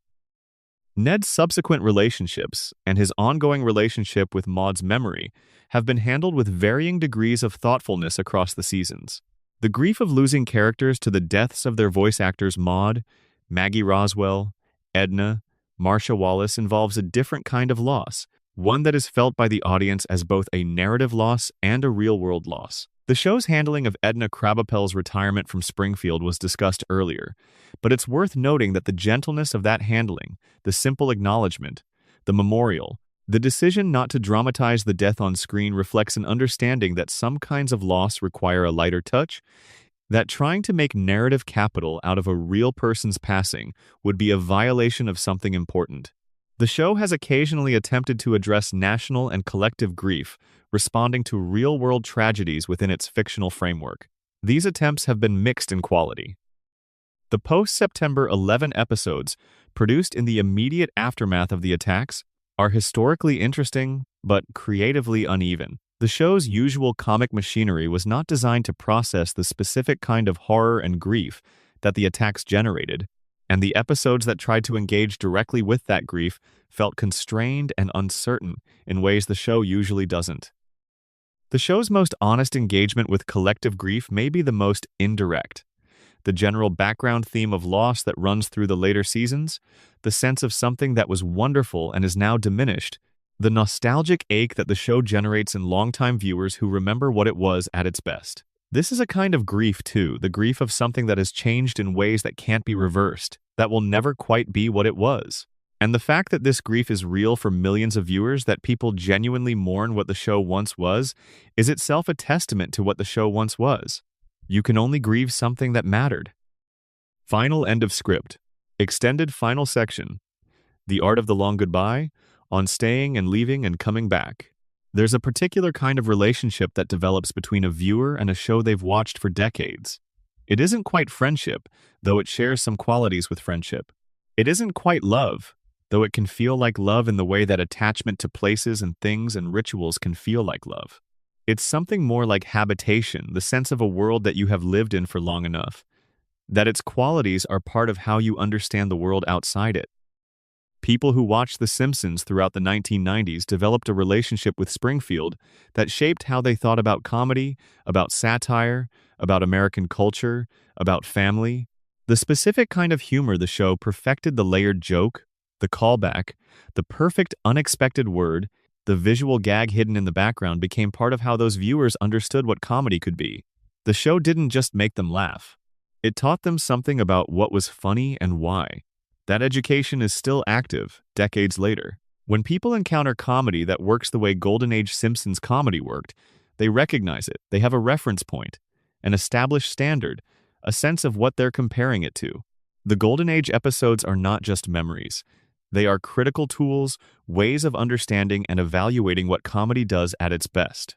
The controversy of the show's continued existence is, in part, a controversy about what to do with that education when the teacher has changed. The show that shaped your comic sensibility is still on the air, but it's no longer teaching the same things. It's still there, still recognizable, but the lessons are different, more modest, less demanding. And viewers who were shaped by the original lessons have to decide what to do with the changed curriculum. Some of them leave. They stop watching. They maintain their relationship with the Golden Age episodes through streaming and physical media and memory, but they stop engaging with the ongoing show, because the ongoing show no longer offers what they came for. This is a legitimate choice, and the people who make it are not wrong. The show as it currently is does not provide what the show at its peak provided, and there's no obligation to keep watching something that doesn't give you what you need from it. Some of them stay. They watch every season, find what's good in each one, maintain a relationship with the ongoing show even as they acknowledge it's not what it was. They find value in the continuity in the sense of still being present with characters they've known for decades, of still having access to Springfield even if Springfield isn't quite as extraordinary as it used to be. This is also a legitimate choice. The value of continued relationship is real even when the relationship has changed. Some of them do something in between watching occasionally, checking in, watching a season when something generates particular cultural attention, maintaining a peripheral relationship with the show without being fully engaged with it. This is probably the most common mode for longtime viewers at this point in the show's history, and some of them come back.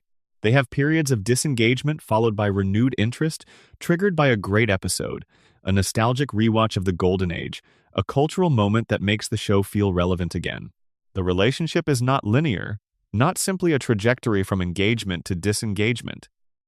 It loops and doubles back on itself, like the show's own timeline. This variety of relationships, the leavers and the stayers and the returners, is part of what makes the show's continued existence interesting to think about. A show that is still on the air after 36 years has accumulated a relationship history with its audience that is genuinely complex. Different viewers are at different points in that history. Some are in their first engagement. Some have been through multiple cycles of investment and disillusionment. Some have been consistently present throughout. The show's audience is not a single thing. It's a collection of different relationships, different histories, different forms of love and disappointment, and continued caring. The fact that this script exists, that someone thought there was enough material in the show's controversies to fill a piece of content this long, and that you followed it through the quiet hours to this point, is itself evidence of that continued caring. You're here, in Springfield. Still, that's the final note, the one that makes all the controversies and debates and long arguments about quality and representation and commercialization and continuity worth having. The caring that generates the controversy is real. The investment that makes the disappointment possible is real. The love underneath all of it is real. The Simpsons is still there. You're still here. That's Springfield, in the end. Not a location on a map, not a specific set of episodes or a particular season. A relationship between a show and its viewers that has lasted in various forms for 36 years. Whatever you think about where it is now, whatever your personal verdict on the quality wars and the casting controversies and all the rest, the fact of that relationship, its duration and its depth and its stubborn continuity is remarkable. Springfield is still there. Still glowing softly in the direction of wherever you are right now. Still home. Sleep well. True final end of script. Addendum. The Simpsons in Time, a final extended reflection on 36 years of living in a loop. We've talked about time throughout this script. We've talked about the floating timeline and the characters who don't age and the world that resets between episodes. But there's one more thing to say about time and The Simpsons. Something that becomes more visible the longer the show runs, the more seasons accumulate, the further we get from the 17th of December 1989. Time, in the real world, is one-directional. It moves forward without stopping. The people who watched the first episode of The Simpsons on that December night in 1989 have aged by 36 years. Their children have grown up. Some of them have become grandparents. The specific cultural world in which that first episode aired, the television landscape, the political moment, the economic circumstances, the technological environment is gone and cannot be recovered. The people who made that episode, many of them, are no longer alive, and yet the episode itself is still here. The first episode of the first season of The Simpsons still exists on servers and hard drives and physical media around the world. The Simpsons family, in that episode, looks exactly as they did 36 years ago. Homer is still 36 years old, or thereabouts. Marge is still in her mid-30s. Bart is still 10, Lisa is still 8, Maggie is still 1. The episode has not aged. The people who made it have. The people who watched it have. And this asymmetry between the aging of the human world and the agelessness of the fictional one is one of the stranger facts about what it means to have entertainment that lasts. The Simpsons is 36 years old and also perpetually young. It is contemporary, in the sense that new episodes still air, and new episodes reflect current cultural moments, and it is also permanently historical, in the sense that its earlier seasons are artifacts of a specific time that no longer exists. It exists in two temporal modes simultaneously in the eternal present of its own fiction, and in the historical record of the culture that made it. This is true of all enduring entertainment, but it is particularly true of The Simpsons because of its unusual length. A show that runs for 36 years becomes almost inevitably a kind of archive. Its earlier episodes are historical documents as much as entertainment. Watching Season 3 of The Simpsons in 2025 is not the same as watching it in 1992, because the show now comes loaded with the history of everything that happened after it, the 32 additional seasons, the cultural changes, the deaths of voice actors, the controversies, the declining quality, the continued presence. You're watching the episode and also watching everything that followed it, and the meaning of what you see is shaped by everything you know about where it all went. This is, in a strange way, the show's greatest artistic achievement. Not any individual episode, not any specific season, but the fact of 36 years of continued existence, the archive that has accumulated, the history that has been built, the relationship with the audience that has persisted through all the changes and disappointments and occasional revivals of quality. No television show has ever done this before. None has lasted this long, maintained this cultural presence, generated this level of sustained engagement across this many decades. The Simpsons is the first. Whether any other show will do the same, whether the fragmented, platform-specific landscape of contemporary television production will allow another show to accumulate this kind of broad, decades-long cultural presence is uncertain. This may be the most significant thing about the controversies we've discussed tonight. Not that any of them is particularly important in isolation, but that the existence of so many controversies across so many decades is evidence of something unprecedented. A show that people have argued about passionately for 36 years is a show that has mattered for 36 years. And mattering for 36 years is an achievement that transcends any individual success or failure, any quality decline or creative triumph, any casting controversy or pulled episode. The Simpsons has been important for 36 years. That is, regardless of everything else we've said tonight, remarkable. The controversies will continue, new episodes will air, new mistakes will be made and new defenses will be offered, and new fan theories will circulate, and new debates will begin about old questions that haven't been resolved. Springfield will remain impossible to locate on any map, and its residents will remain perpetually young in ways that defy biology. And the loop will keep running, as it has always run, as it was perhaps always intended to run. And we'll be here, in the quiet, watching. 36 years in, or just starting out, or somewhere in the middle of a long relationship with a show that has been part of the furniture of life for so long, it's hard to imagine what the room would look like without it. That's The Simpsons. That's Springfield. That's the final word on all the controversies, the fights, the arguments, the debates that never quite settle. It mattered. It still does. Good night.